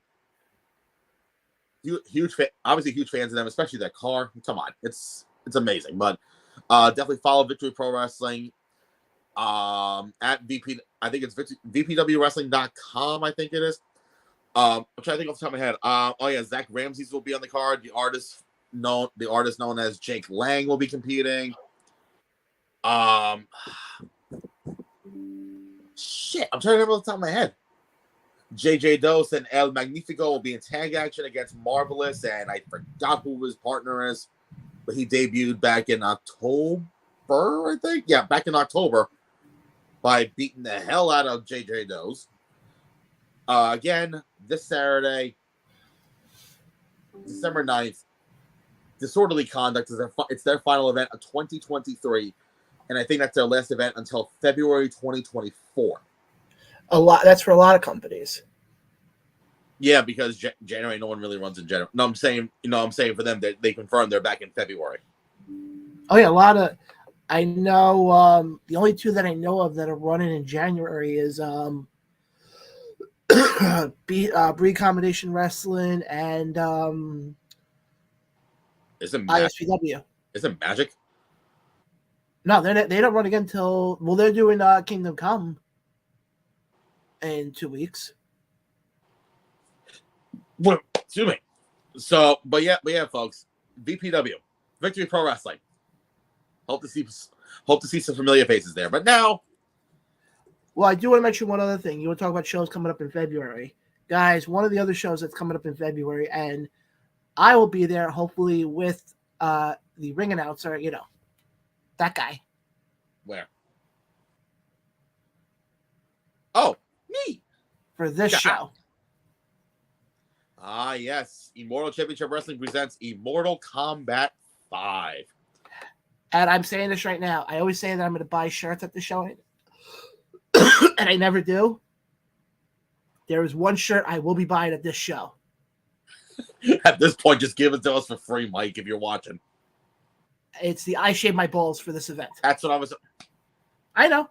I was telling the people who didn't know. How ironic that shirt will be available at a high school.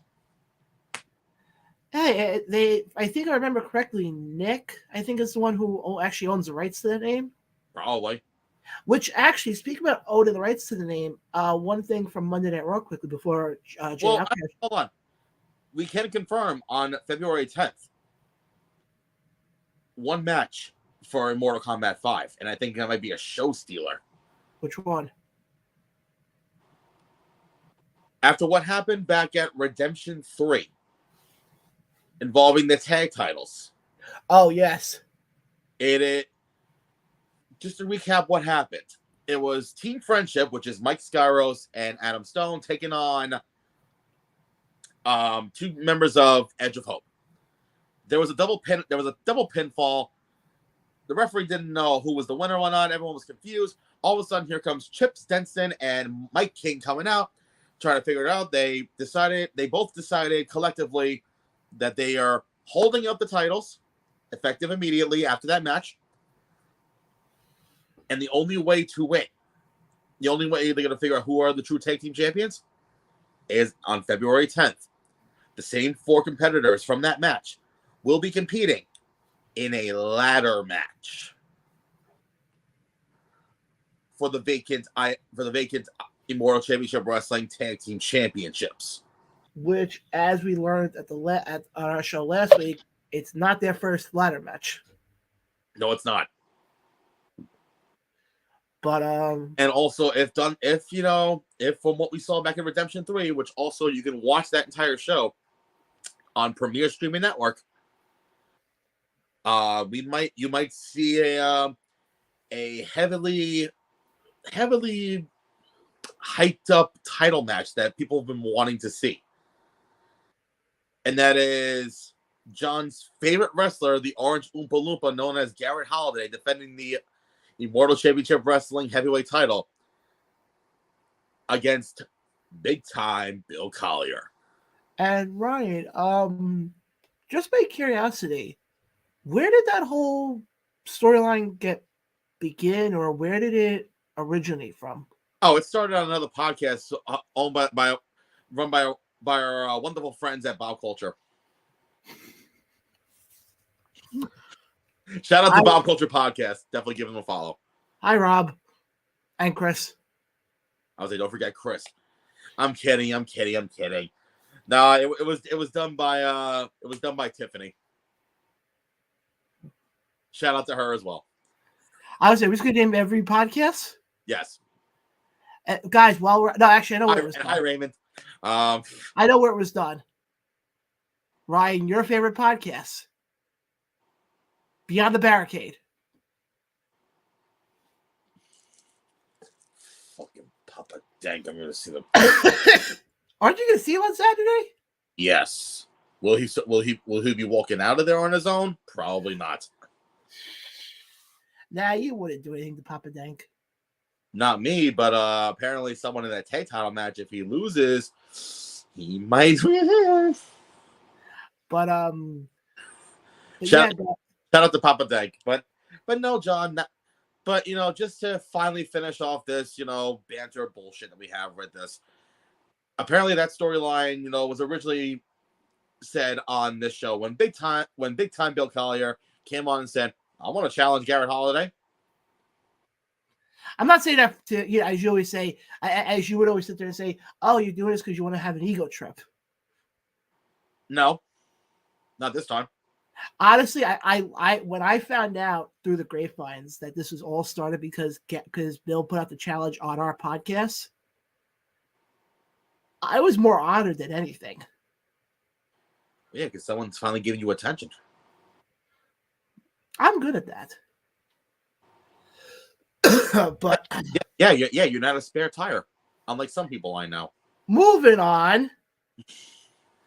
But again, guys, check out VPW. As like Brian said, they're also doing a show. Like I said, there's a lot of shows happening December 9th. Yeah, there are. Because not only do you have, like I said, we talked about Deadline early on. We have Dynasty with their show Marlboro 2, which again we had Chris on. Obviously, we just talked about VPW, but there's another show happening on December 9th. Is there? Down in Bayville, New Jersey. Oh yeah. Titan Championship Wrestling with Chosen Pro Wrestling presents Aftermath, the final frontier. So their last show of the year and their 50th show overall. Jeez. Which props to them. They've been around for 4 years. January will be their 4-year anniversary. Yep. And obviously on the card, let me actually pull up the card because it'll be good if I actually knew the matches beforehand. So while he's doing that, let's just get the John Blaine Eagle Trip out of the way. On that night, Titan Championship Wrestling will be doing the honors of celebrating 2 years of this certain podcast, the Around Rose podcast. I know John has a graphic on it, but honestly, and knowing how John, I'm done ranting about this, he's gonna, repeat everything I said. There it is, fantastic, right there. They're gonna be celebrating 2 years of the Around Rose podcast. Like I said, I won't be there, unfortunately, but John Blaine, unfortunately, will be there. And he'll be there with a live mic. May God have mercy on the fans who have to listen to him cut a promo. May God have mercy. Ryan, thank you for putting me over there, but got to put that on hold for a second because our next guest is joining us right now. There's nothing. First of all, there's nothing else to put over because that's exactly what's going to happen. Join John for the celebration for the Around Rose podcast. But now, I want to bring this individual on. Okay. You brought on the last guest. Now it's my turn. So, ladies and gentlemen, boys and girls, children of all ages, especially in John's case, it is time to bring on our second guest of the evening, where this Saturday he'll be going one-on-one in quite possibly his biggest match of his young career. And that, folks, is someone that I've known for a long time, and I do mean a long time. And that is the one and only Mr. J Outcast. Can everybody hear me? Can everybody hear me? Now we can. Oh, nice. Okay, great. That was my technical difficulties. But oh man, Ryan, thank you. Can I curse on this? Yes, you fucking can. You're a piece of shit for wearing a Mets jersey, but that's okay. I love you for who you are. That's okay. Hey, by the way, you realize we have Steve Cohen on the podcast, right? Wow. Damn. No, he actually calls himself Steve Cohen. Because, Jay, when I have, I go down the button-down shirt route and the Met hat, I have had Ryan look at me and go, when did Steve Cohen join the podcast? And a few other people have said it, too. But Steve Cohen, nice to finally meet you, I guess. I wish I had Steve Cohen's money. Yeah, you probably buy a better team. But Jay, I want to get what you have coming up, because like Ryan said, the match you have on Saturday with Bougie is probably your biggest match to date. And it's not even for the title. Just the history that you guys have. Okay. That's funny because there's 2 Johns expected to be there, but word on the street, only one's going to show up. Okay. Oof. Listen, shout out to Jay Bougie. He's done some amazing things, and I've been a fan. But he also has a habit of not showing up to shows in matches that he doesn't care about. Oof. And I know at some point he's going to hear this, and at some point he's going to want to bury me. And if you take a look at Bougie's work, his promo work is phenomenal. Because he knows how to shoot. His problem is that so do I. All right. I want to say that this is the biggest match of my career. I want to say this is a make or break for me. But I feel like this is make or break for him instead. Because you see him posting other promotions. You see him posting other matches. He's going to New York. He's going to Philly. He's going to California. But he can't promote this match. Like, what is it about me? Like, am I not good enough for this match? Am I not good enough for him? Or is it like we're breaking the fourth wall here? Like,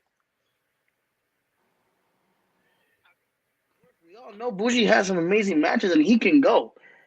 All right. And I need to prove I can keep up with him. But I feel like I might just have to just beat the shit out of him.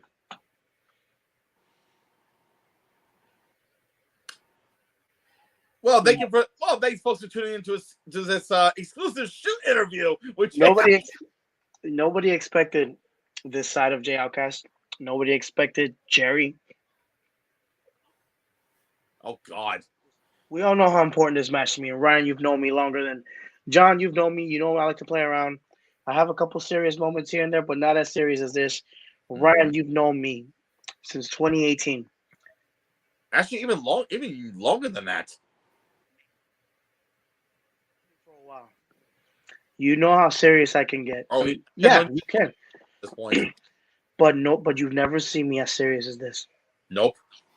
This being the nice guy. I've been known for being, oh, Jerry's cute, Jerry's nice, he's this, he's that. Gloves are off.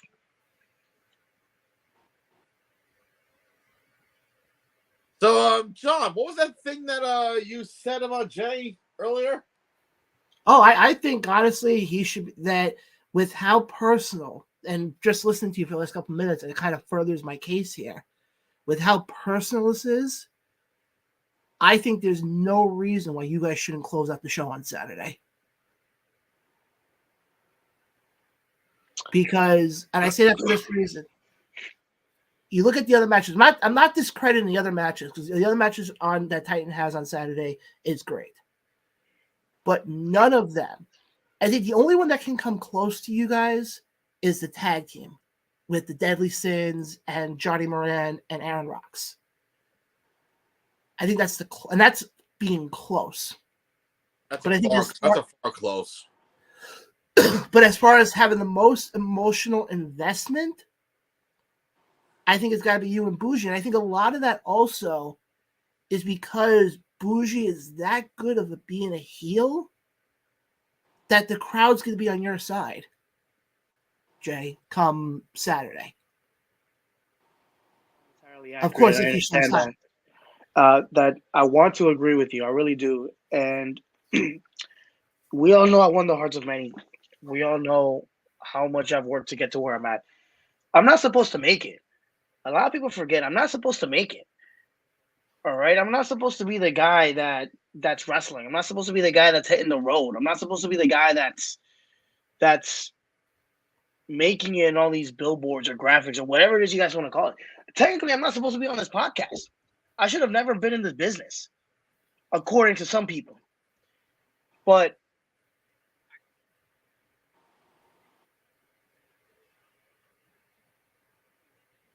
to all of you that doubted,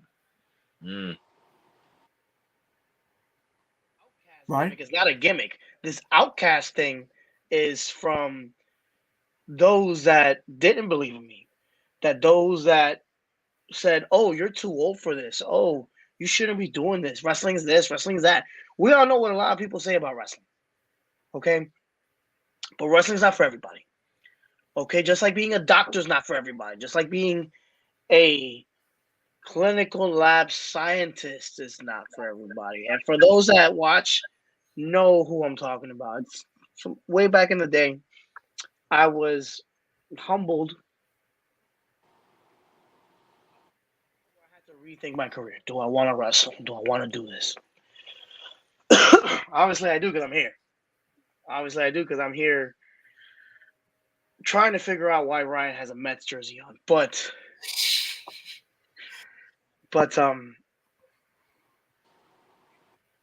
and I appreciate the compliment. I appreciate the fact that you feel that I should close out the show. But at the end of the day, it all falls in the hands of the guy who gave me the opportunity. Okay.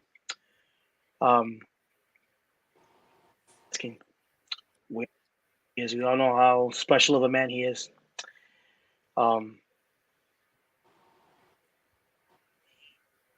Just ran with it. He gave me every opportunity that I've had that you guys know about, and I took it. Opportunity, and I've made the best of it. All right, I would have never earned the hearts of. I would have never earned the respect of many if it wasn't for him. And I've had some big opportunities prior to Titan, but Titan is that promotion that, for what I see, everybody wants to be in. And there's some big promotions out there that everybody wants to be a part of, and that's okay. But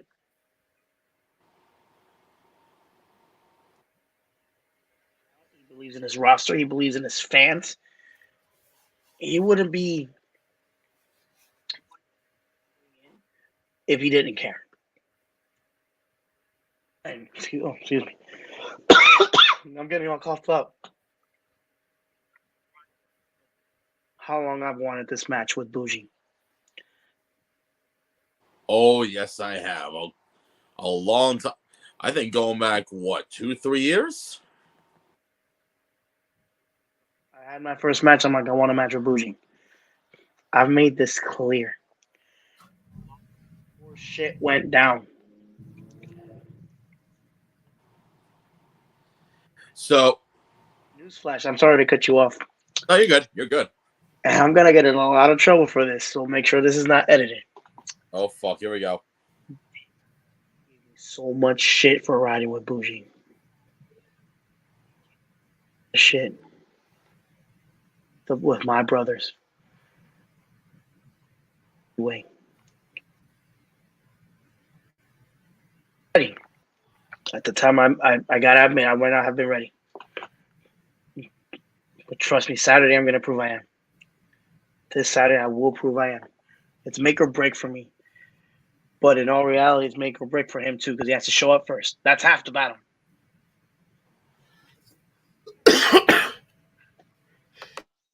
So, now that, Water, by the way. shout out to Nikolai White. Now, so, again, you've been with Bougie for a long time. Pretty much, you were part of a takeover for a little bit where, he taught you, every little step. For Mr. Bougie, could he possibly see his life flash before his eyes, knowing that his former takeover mate used the same tactics that Bougie taught his young protege on him? And Bougie's taught me a lot. He's taught me a lot in the business.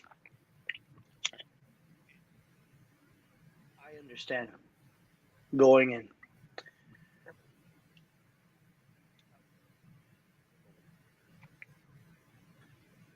Jay, I hate to cut you off. You're cutting in and out in the volume. Can you guys hear me now? Yeah, I don't know what's going on. Oh, I think it's John coughing. No. This was happening.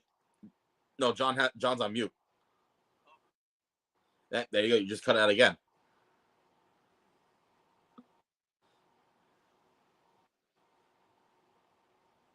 Nothing. Nope.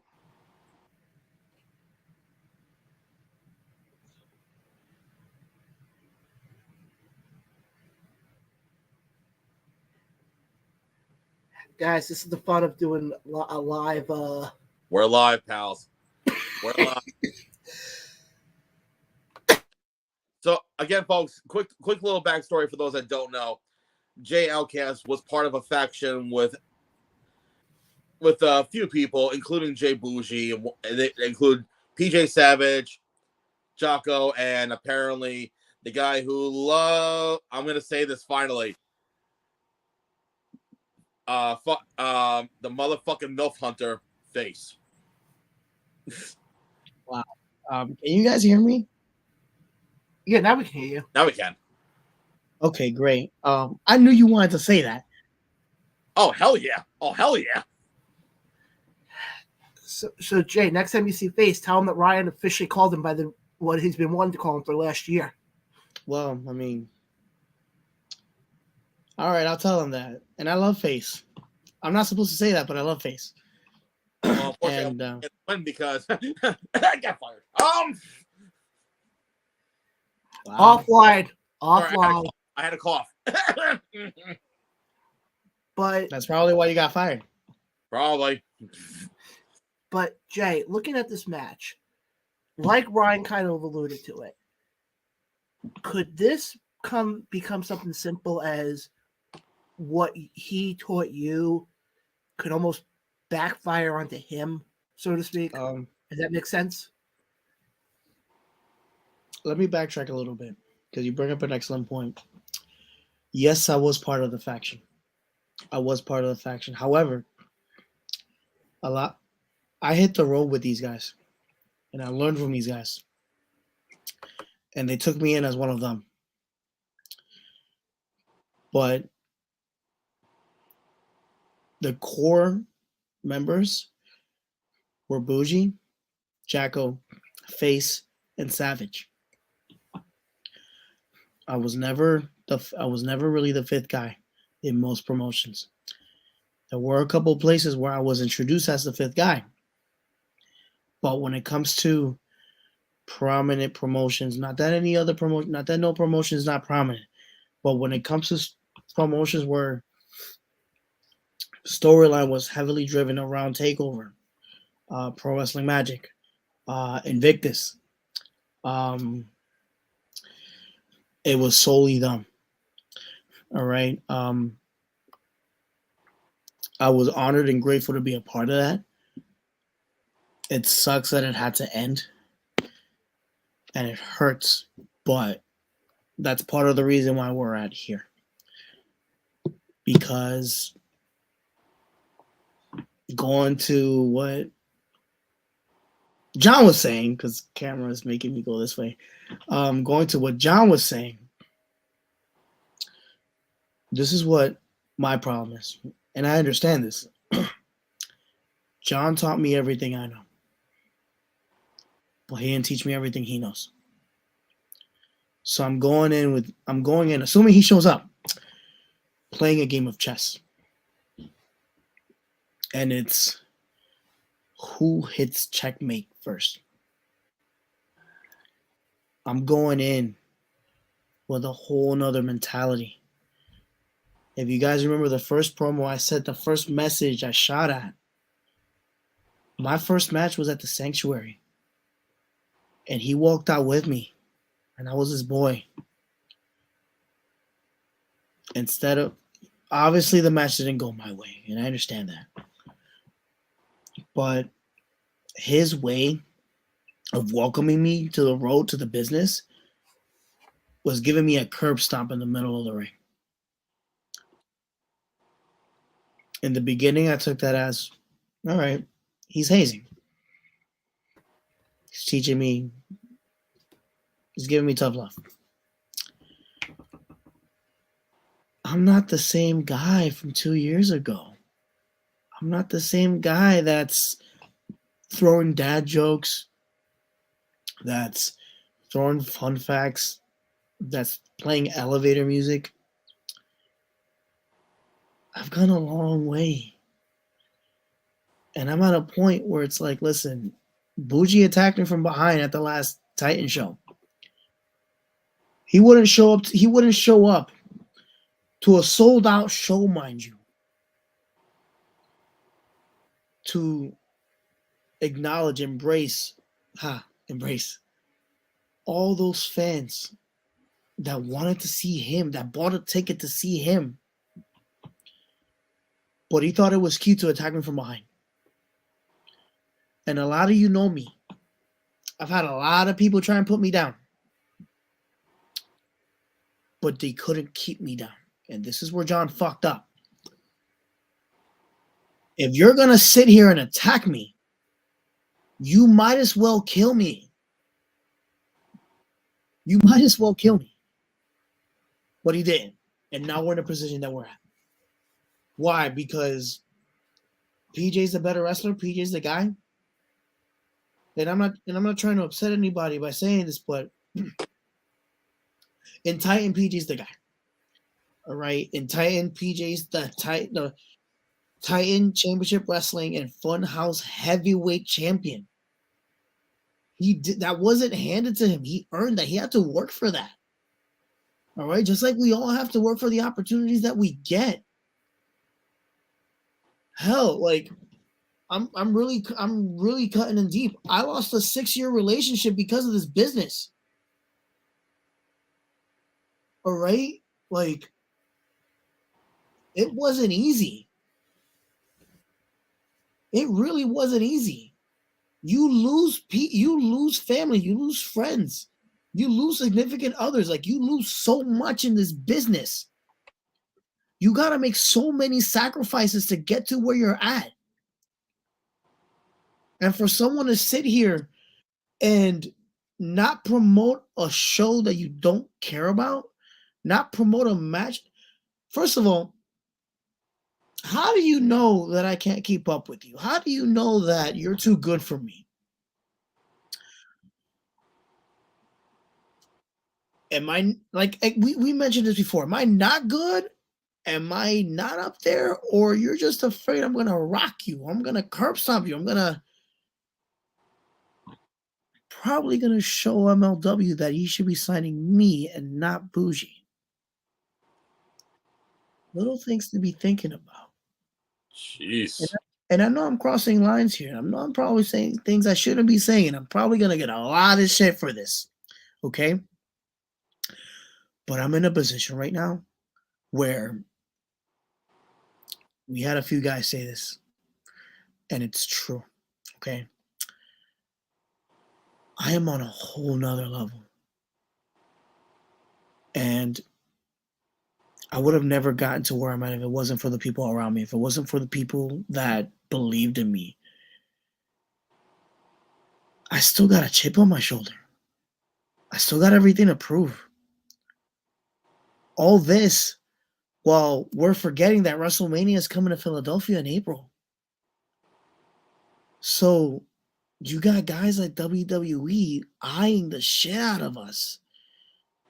The whole New York, Jersey, Pennsylvania. Like, there's no way I can have all this passion and not step up. There's no way. Like, the only option for me is to be match of the night or match of the year. Like, failure is not an option for me. I know John's in shock right now. I know Ryan's in shock because neither of you have ever seen me this passionate before. I mean, I've seen it growing a little bit recently. Yeah, but at this level? Not at this level. I'm just gonna say this much. This furthers my case for you guys being the main event.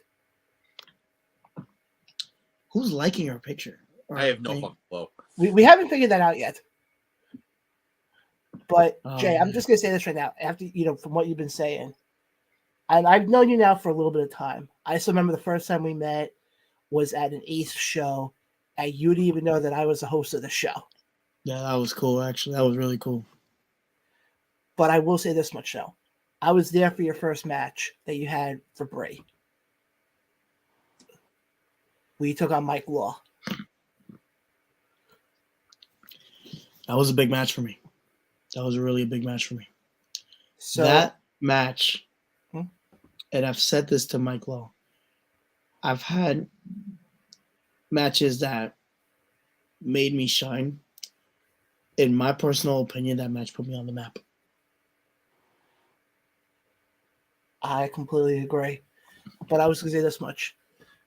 The fact I was there for that one, from where you've come from that match to now, and from talking to you for like the last 10 minutes or so, 15 minutes, going into this match on Saturday, I know exactly who I'm rooting for, and it ain't Bougie. Like, you know his slogan. Huh? You know his slogan. Apparently, it's everything Bougie, but not that. To find out. Yeah, everything Bougie when it benefits Bougie. Oh, damn. You said that, not me. You said that, not me. Wow. Hey, like I said, if he shows up and he says something to me, we'll talk about it. Jeez. Listen. Let's keep it real here. Bougie has done and I've said this earlier. He's done amazing things. Okay, he's done He's at MLW. He was at House of Glory on Friday. He's doing all these matches, okay? But you can't not give back what was given to you. And I personally feel like that's what's going on. Because I sacrificed so much. I love this guy. I look at him like a brother. People forget I'm a couple years older than him. When it comes to a wrestling experience, obviously he has more maturity. But I'm not a softie. I'm tired of being the nice guy. I'm tired of being humble. I'm tired of letting people think they got a chance.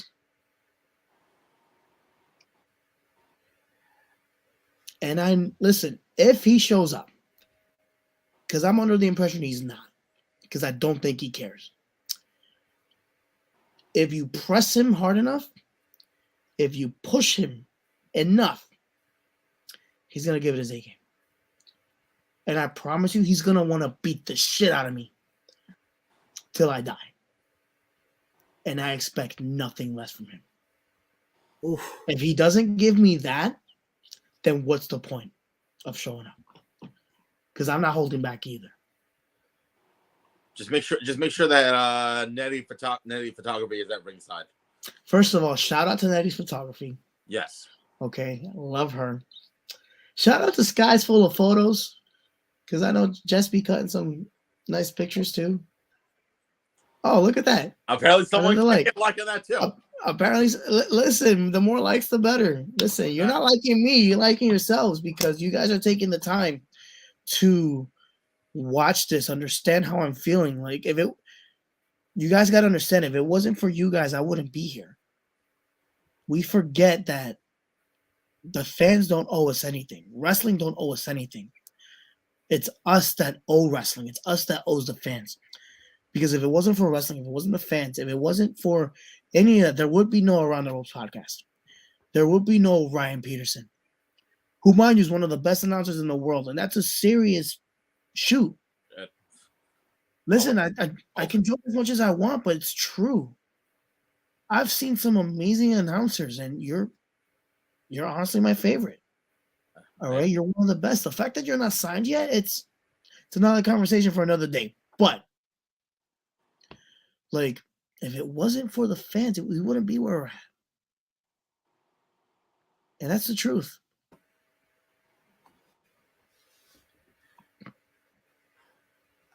Brian, I got to say one thing. In the 2 years we've been doing this podcast, I don't think we've had a more in-depth, raw interview guest on the podcast. This is more than in-depth, dude. This is like... I'm actually speechless right now. I can tell. Yeah. Because I'm just here waiting for you guys, because you guys always know what to say. And I'm just here, like, just waiting for you guys to say something you guys don't know what to say. Because, Jay, when you put the post out earlier today, where you were promoting that you were going to be on, and you said you have stuff to get off your chest, you meant it. I did. And that's the one thing we pushed for the last 2 years. And it's not just with you, it's any of the guests we have on. Whenever we have a guest come on, we never tell them, oh, you have to go this way, you have to go this way. No, we want you to be as real as possible. And Jay, I mean, I got to give you props. I think from what you've been saying tonight, and I go back to what I said before, it furthers my case. I think not only for you guys to be the main event, and I'm going to say this right now, because I agree with you. I don't think he's going to show up on Saturday. So I think by forfeit, you're going to win. I got to stop you there. Okay. If I'm going to beat Bougie, I'm not winning by forfeit. That is not what Jay Outcast is all about. Jay Outcast is all about being given an opportunity.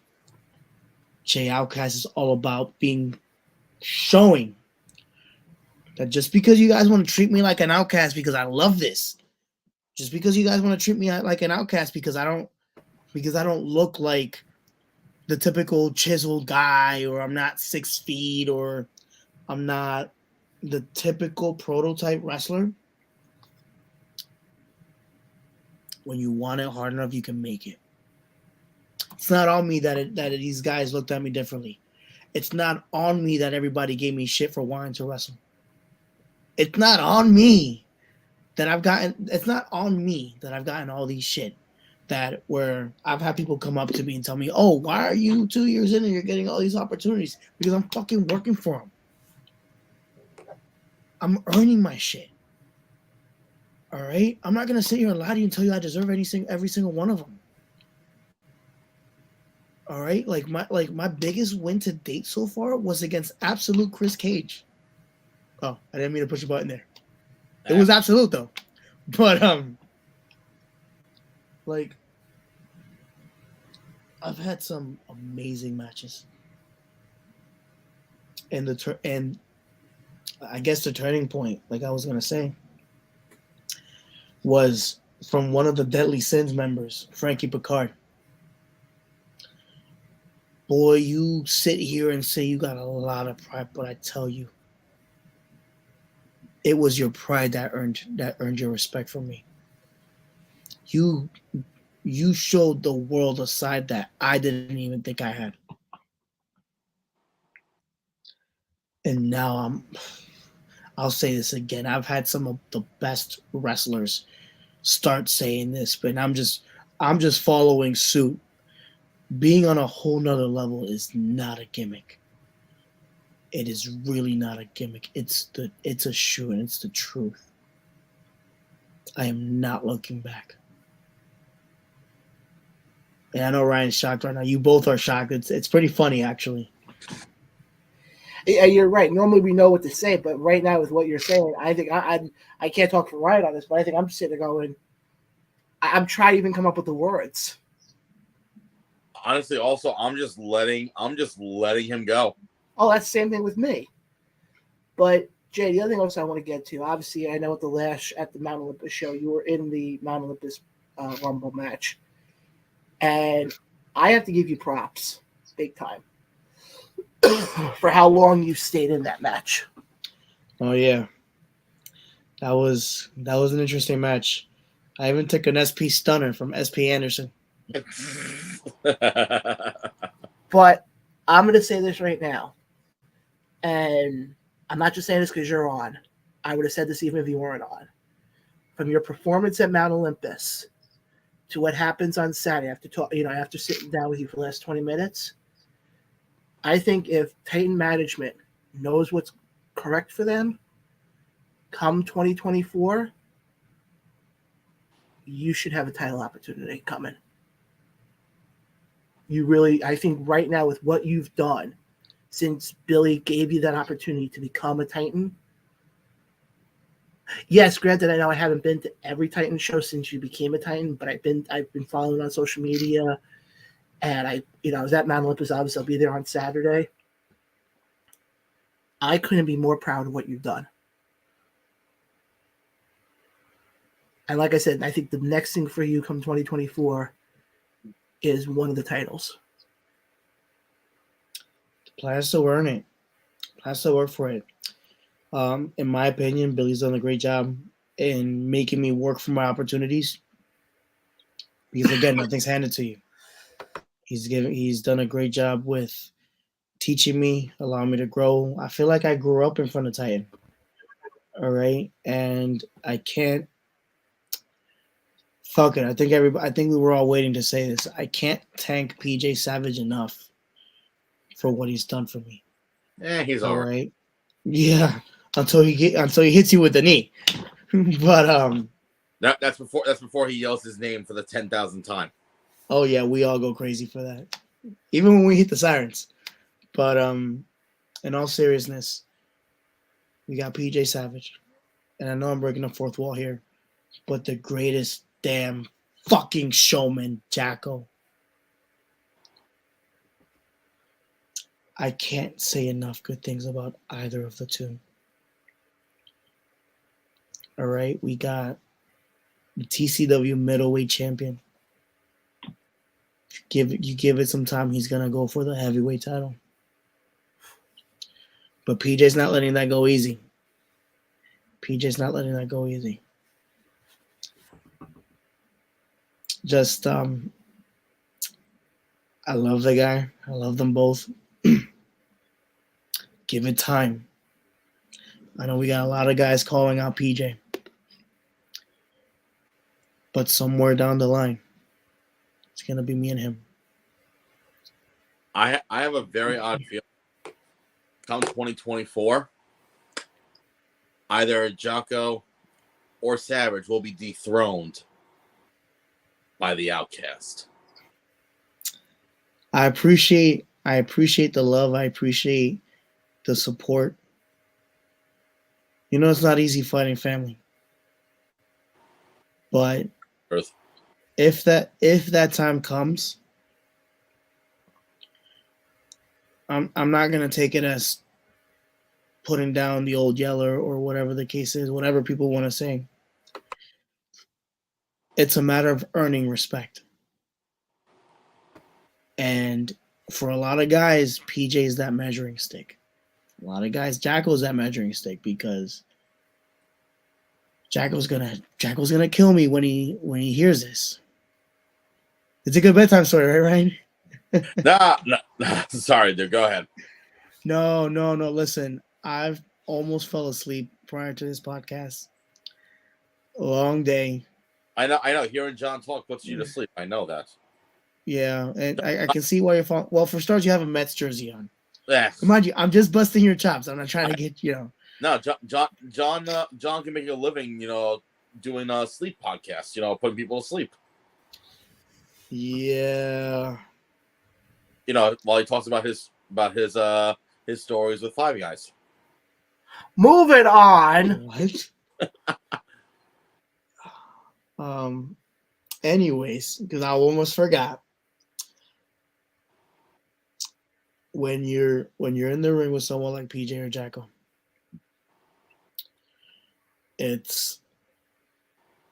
you better bring your A game or you're gonna get put down. It's another way to put it. And that should be everybody's mentality. That's where I look to be. I plan to be the measuring stick. I plan to be the guy.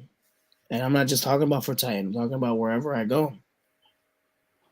But I'm not going to sit here and take it if I'm not working for it. If I don't earn it, I don't deserve it, then just keep on working until I do. Come 2024, it's going to be the rise of the Outcast. Whether it's Titan, BCW, wherever. I mean, hell, it could be the rise of the Outcast come early April 2024. Maybe. Go on. Well, I'm just saying, come early April 2024 when some big iconic event comes in the area and 20,000 wrestling shows will be running in the area at the same time. Yeah. It's you gotta compete. Watch, I can see this. I can see it now. By the end of that weekend, Jay Outcast will say, "I wrestled 9 matches in the span of 4 days." You know how cool that is, though? Oh, hell yeah. You know how cool that is to do that? Like, I think it was earlier this year. Cody Rhodes did like 12 shows in like 3 days. Did like 12 events in like 3 days. No, I think it was like 12 different towns over the span of like 3 days. Oh no! That's his coming holiday tour. Oh, that's his holiday tour. That's the holiday tour. Yeah, he's crazy, but I want to do that. That's awesome. As long as they're in the same vicinity, I'll do that shit too. It's not in the same vicinity. Like, he's all over. No. I'm talking about when it comes to April 2024. Oh yeah, but for Cody Rhodes, it's not in the same vicinity. Like, he's all over. Well, that's what happens when you have a private jet and then make him go anywhere. That's true. We'll get there eventually. Right, you have a private jet for us, right? Say what now? Yeah, in your fucking dreams. Wow. Isn't your car still working? Oh, mine or his? Actually, yeah, good point. John, isn't your car still working? Yeah, my car's still working. Oh, okay. Okay. So you can drive us around, right? Yeah, there you go.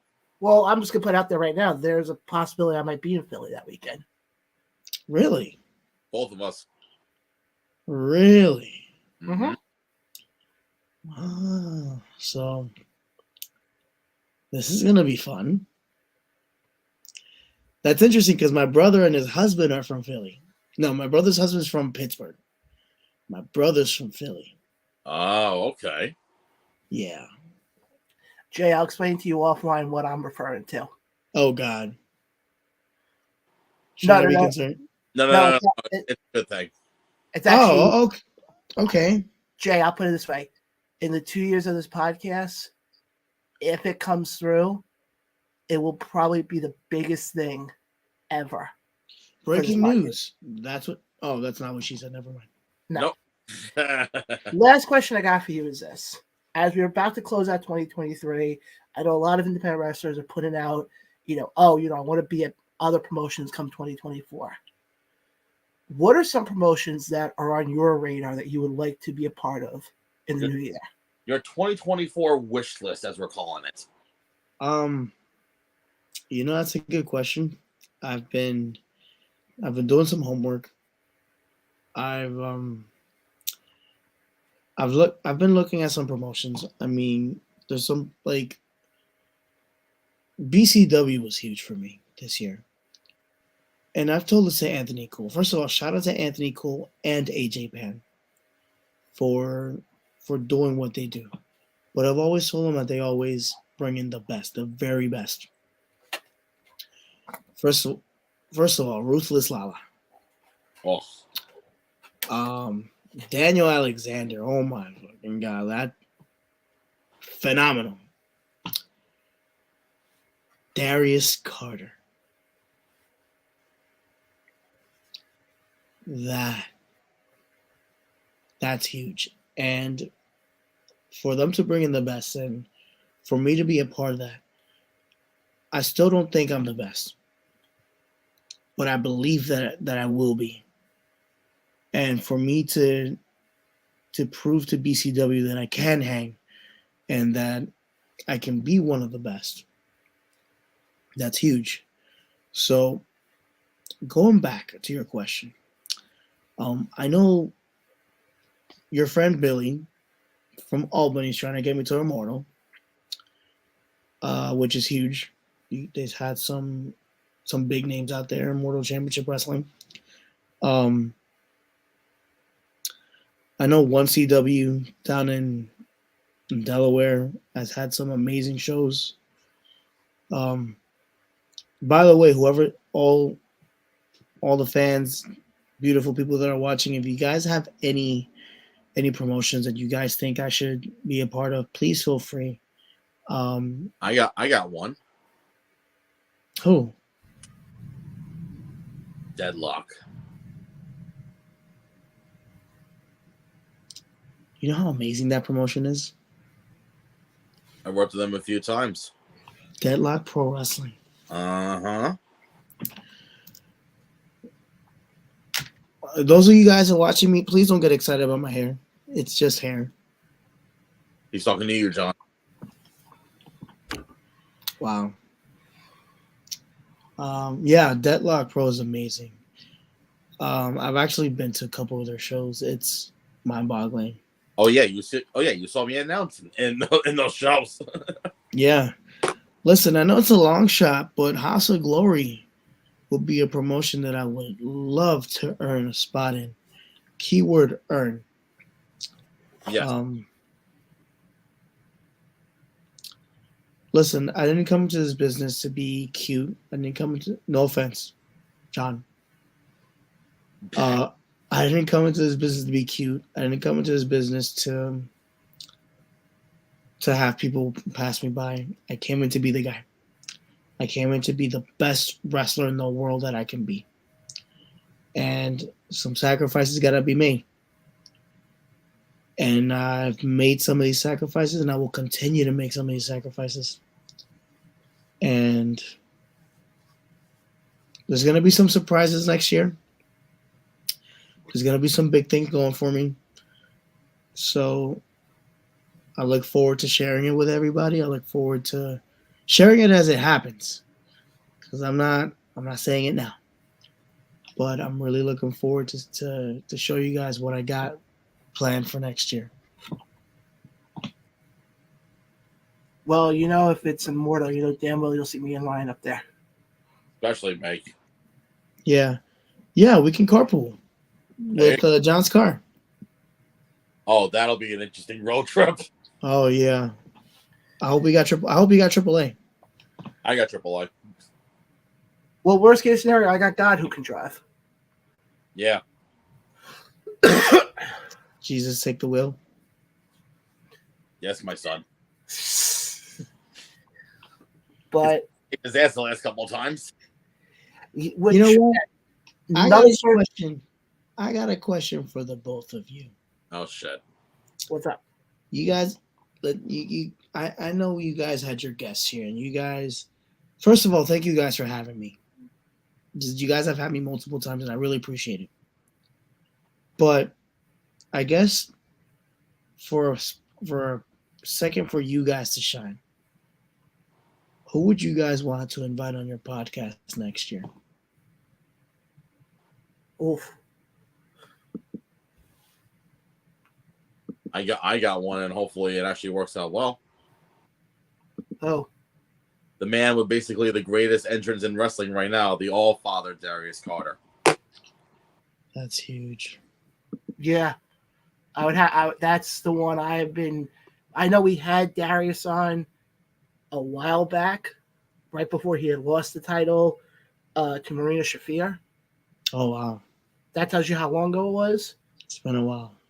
Yeah, but he is one guy I would love to have on because I just put a post out probably a couple days ago with a picture of his song, of his entrance music. I was listening to it, and I said it in the post. Probably the greatest entrance music in all of independent wrestling. Especially if you get a solid lighting crew to, follow along. Oh yeah, Shout out to Ray's Lighting. but for me, try to think here. Well, while John's thinking, I can do a couple of spoilers for NXT for Deadline right now. Okay. It is confirmed it's Kiara James versus Roxanne Perez, but not in the last woman standing match. What is it? Steel cage. Okay. And Okay. the fifth man in the Iron Survival Challenge will be Tyler Bate. What? Oh shit. Mm-hmm. Oof. I'll still say this much. It doesn't change who I think is going to win the match. Yeah. Honestly, I don't care who fucking wins. It's gonna be a great fucking match. I still hold to what I said before. I still think it's got to be Dijak. Oh, wow. Honestly, for me, and I know it would never happen because he doesn't do interviews, but if the opportunity ever came up, the guy I would love to have on this podcast just to hear the stories, not about independent wrestling, but about the original Ring of Honor days, is the Bayonne badass himself, Oh God, Danny Moff. fuck man. And I know it would never happen because I know he doesn't do interviews. There's a reason why he doesn't do interviews. Oh, I know. Reason why. I know. He's a little bit cutthroat. He's a little bit to the point. He definitely doesn't hold back. No, he doesn't. I've had some great encounters with Danny Moff. Even before I started training, I reffed a couple of his matches. Yes, you have.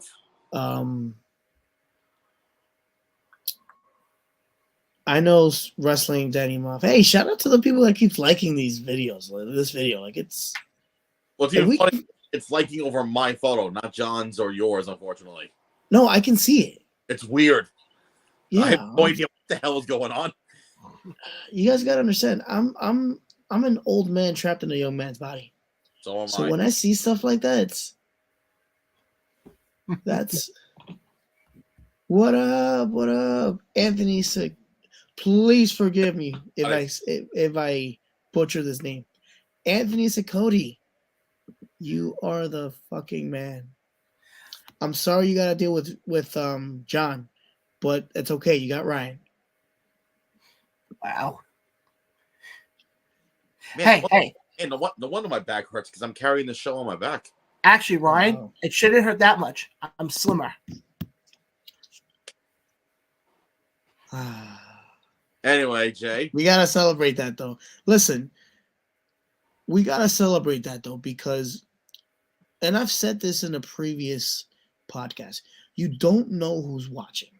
You don't know who sees someone like John and be like, yo, if he could do it, I could do it too.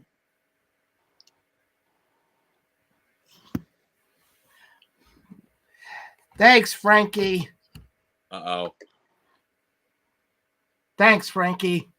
Slimmer, but still the same pain. Wow. Oh, wow.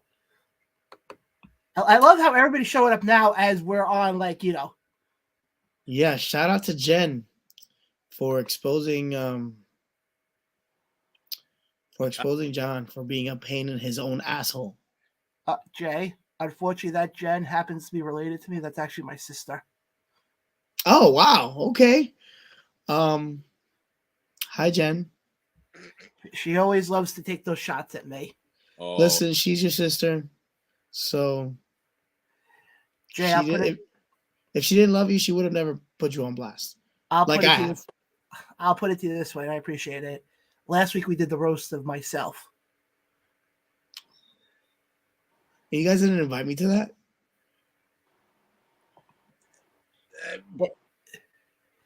Well, we're going to have another one. Ryan is loving this right now. Finally, someone's actually given John, the fucking fire instead of people giving me the fire. Jay, I'm going to put it to you this way. In 2024, Ryan's going to be roasted. Yeah. Really? Yeah. Uh-huh. Like on the podcast, or because we roast each other all the time every time we're at Metro Park. On the podcast.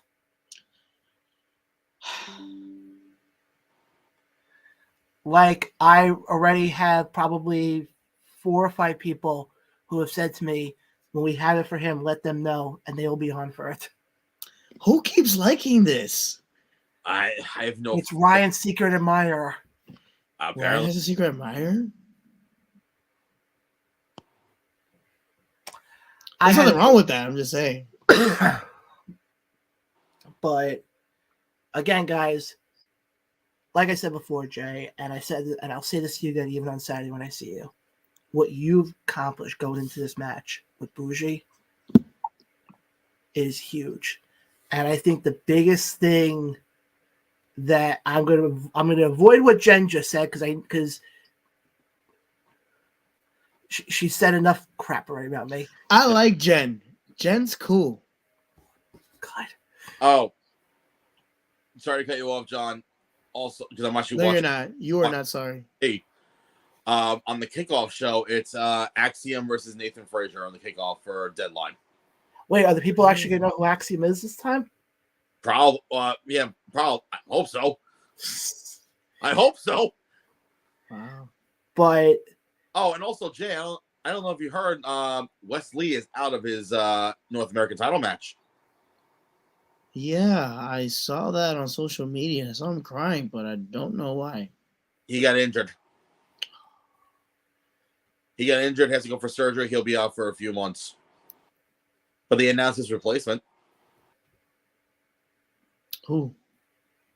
Well, first of all, it'll be Dirty Dom with Mommy in the corner. So anyone going to Bridgeport, you'll see Rhea Ripley. Where apparently he'll be accompanied by. It should have been me. I'm gonna get in a lot of trouble for saying this, but it should have been me and Rhea Ripley, not Dom and Rhea Ripley. Anyway, But- on. Shout out to Henny Wrestling. Oh, I love that. Yeah. Taking on Dirty Dom last minute. Accompanied by Rey Mysterio, the future Lucha Libre Dragon Lee. Really? Yep. Oh, okay. That's impressive. I feel like a dad right now. Something John will never get. Thanks, Jen. Wow. Thanks, Jen. Jen is cool. Jen is cool. Oh, if only you I don't know where she came from, but she's cool. The same place that John came out of, which is Whoa. We gotta What, have you a not little know? respect here.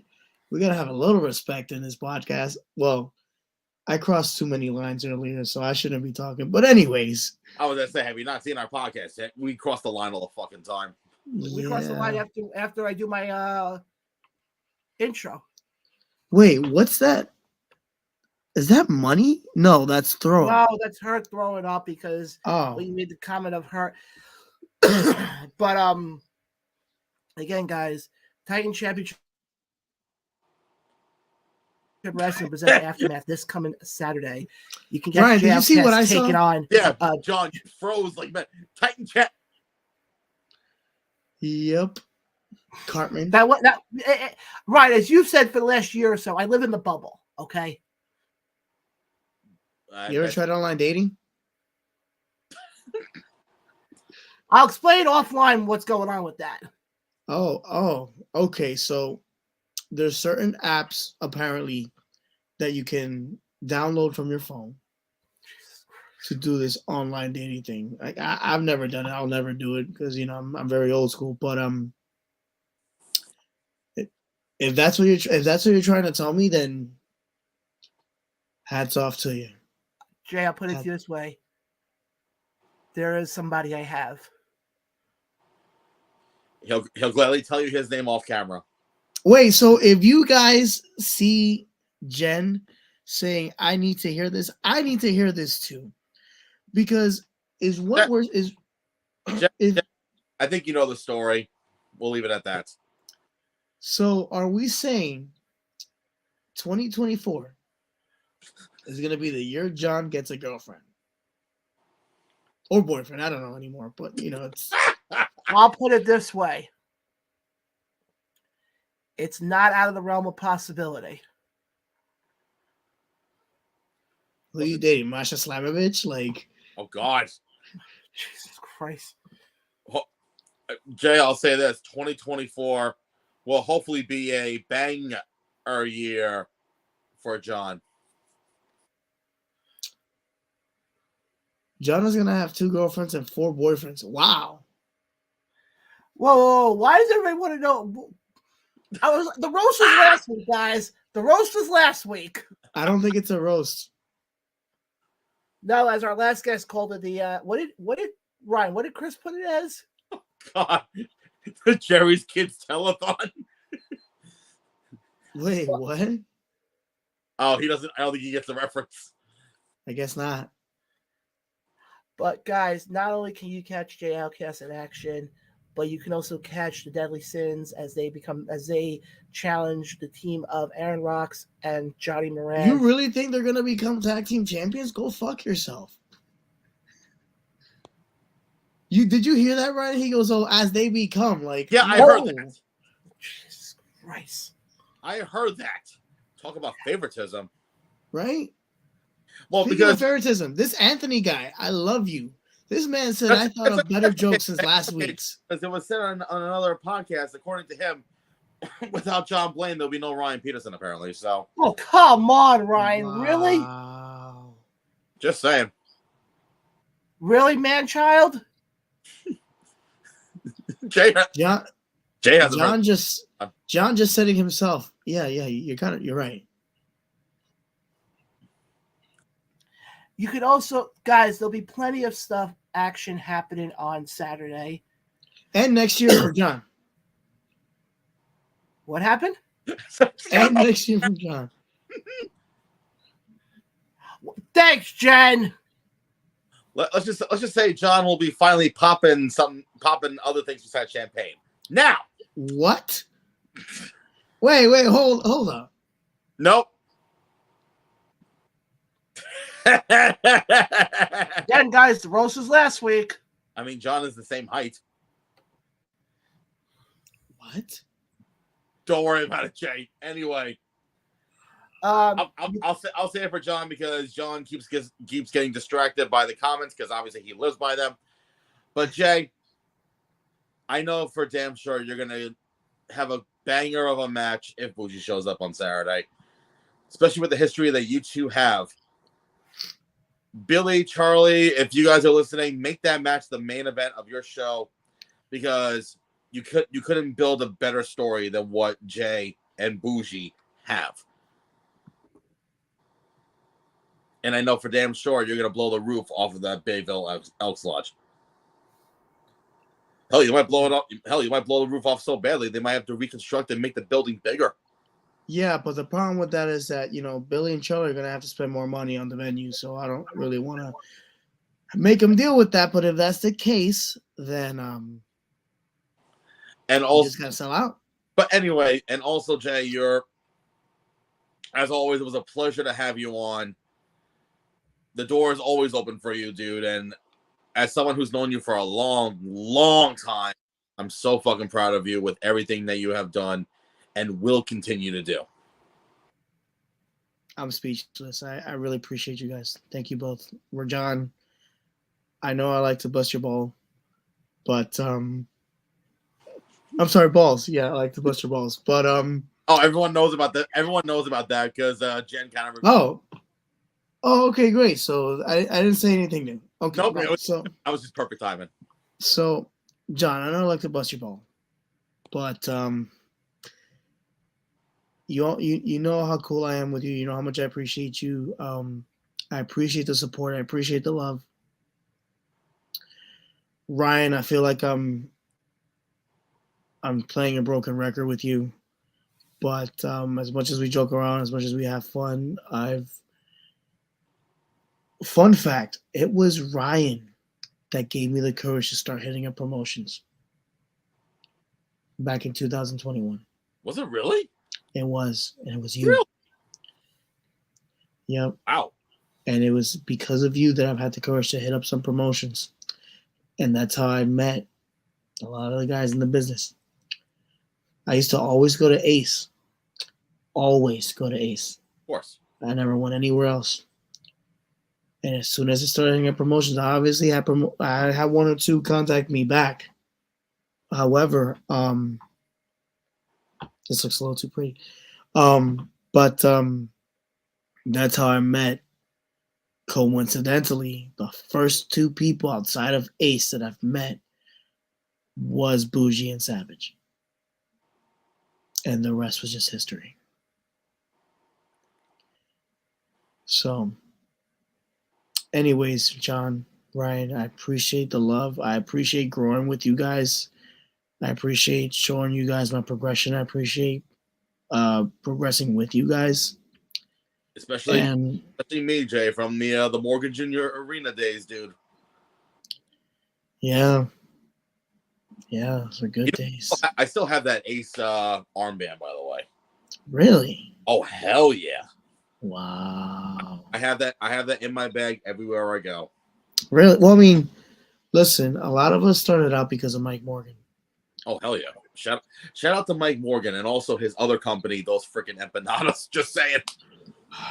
Let me tell you something about those empanadas. Okay, I'm not trying to turn this into a public service announcement, but it gets to the point where literally when Mike wants to pay his talent, you don't know how many people be like, listen, just don't pay me, just give me some empanadas. Oh my God. Even I said that to him and he gave me a whole fucking tray. Myself included.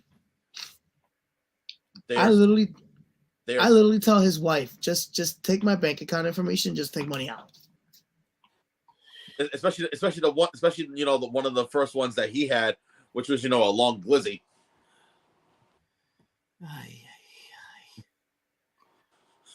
You something you want to tell us? No, John? that was when he had the massive the beef corn dog one that he did. I think we get the point, Ryan. I know, Ryan. I know what a glizzy is. I no, bet you do, John. no, I bet you do. Jay, the one that he used to have back at T-Neck. You got some explaining to do, John. Jay, one thing I'm going to say, and then we'll wrap up with this. I said this before. It was an honor to be at your first match for Bray. And I will say this. Jen, you know where to find me. You can speak the language. Just continue, John. I knew he was gonna get distracted as soon as Anthony said John the Glizzy Boy. No. I But, love that. Jay, I was going to say this. Like I said, it was an honor for me to be at your first match for Bray. It's even more of an honor for me to say that I'll be in-house for your match with Bougie on Saturday. Or just be in house. I mean, at this point, you don't know. I mean, I might just have a poster of Bougie across the ring from me and be like, okay, something Bougie. I think it's best to say this. You said this before when you first hopped on. There's supposed to be 2 Johns at Titan on Saturday. We'll know one of them will actually be there. Thank you. But Jay, again, like Ryan said, the door's always open for you. You know that. Where can the fans connect with you on social media? They can connect with me on The Last Outcast, last underscore outcast. Damn, wow. The Last underscore outcast on Instagram. You can find me on my government name on Facebook. You can connect with me there. I know I'm always busy, but I always make time for the fans. I always make time for my brothers, my family. I will never have time for John, but just kidding. But not Ryan. I'm definitely not kidding about Ryan. Yeah. But yeah, and answer Jen's questions, because then she's gonna hit me up and then I have to answer them. But yeah. 2024 is gonna be big for me. I'm gonna be expanding my horizons, using more platforms, and I expect to expand my market more, hopefully to please the fans, to connect with all you guys. So stay tuned. And Jay, I've said this to you before, damn well you always have a home here. Thank you. But guys, for Jay Outcast, Ryan Peterson, And John the Glizzy Blaine. Can we get one more like before you end this podcast? Can somebody like this? Come on. That's kind of cool. That's kind of cool. John, it better not be you. I swear to God. It's not going to be him. No. But anyway, folks, like John said, for Jay. One more thumbs up. No. All right. You know what? Fuck me then. Okay. Cool. Anyway, for Jay Outcast, for John Blaine, I'm Ryan Peterson saying thank you so much for tuning in to another rendition of the Round the Roast podcast, exclusively on the new ATR network on YouTube, as well as our social media pages. And we will see you all for our final event of 2023 coming up in 2 weeks. Hit the subscribe button. Catch you guys next time.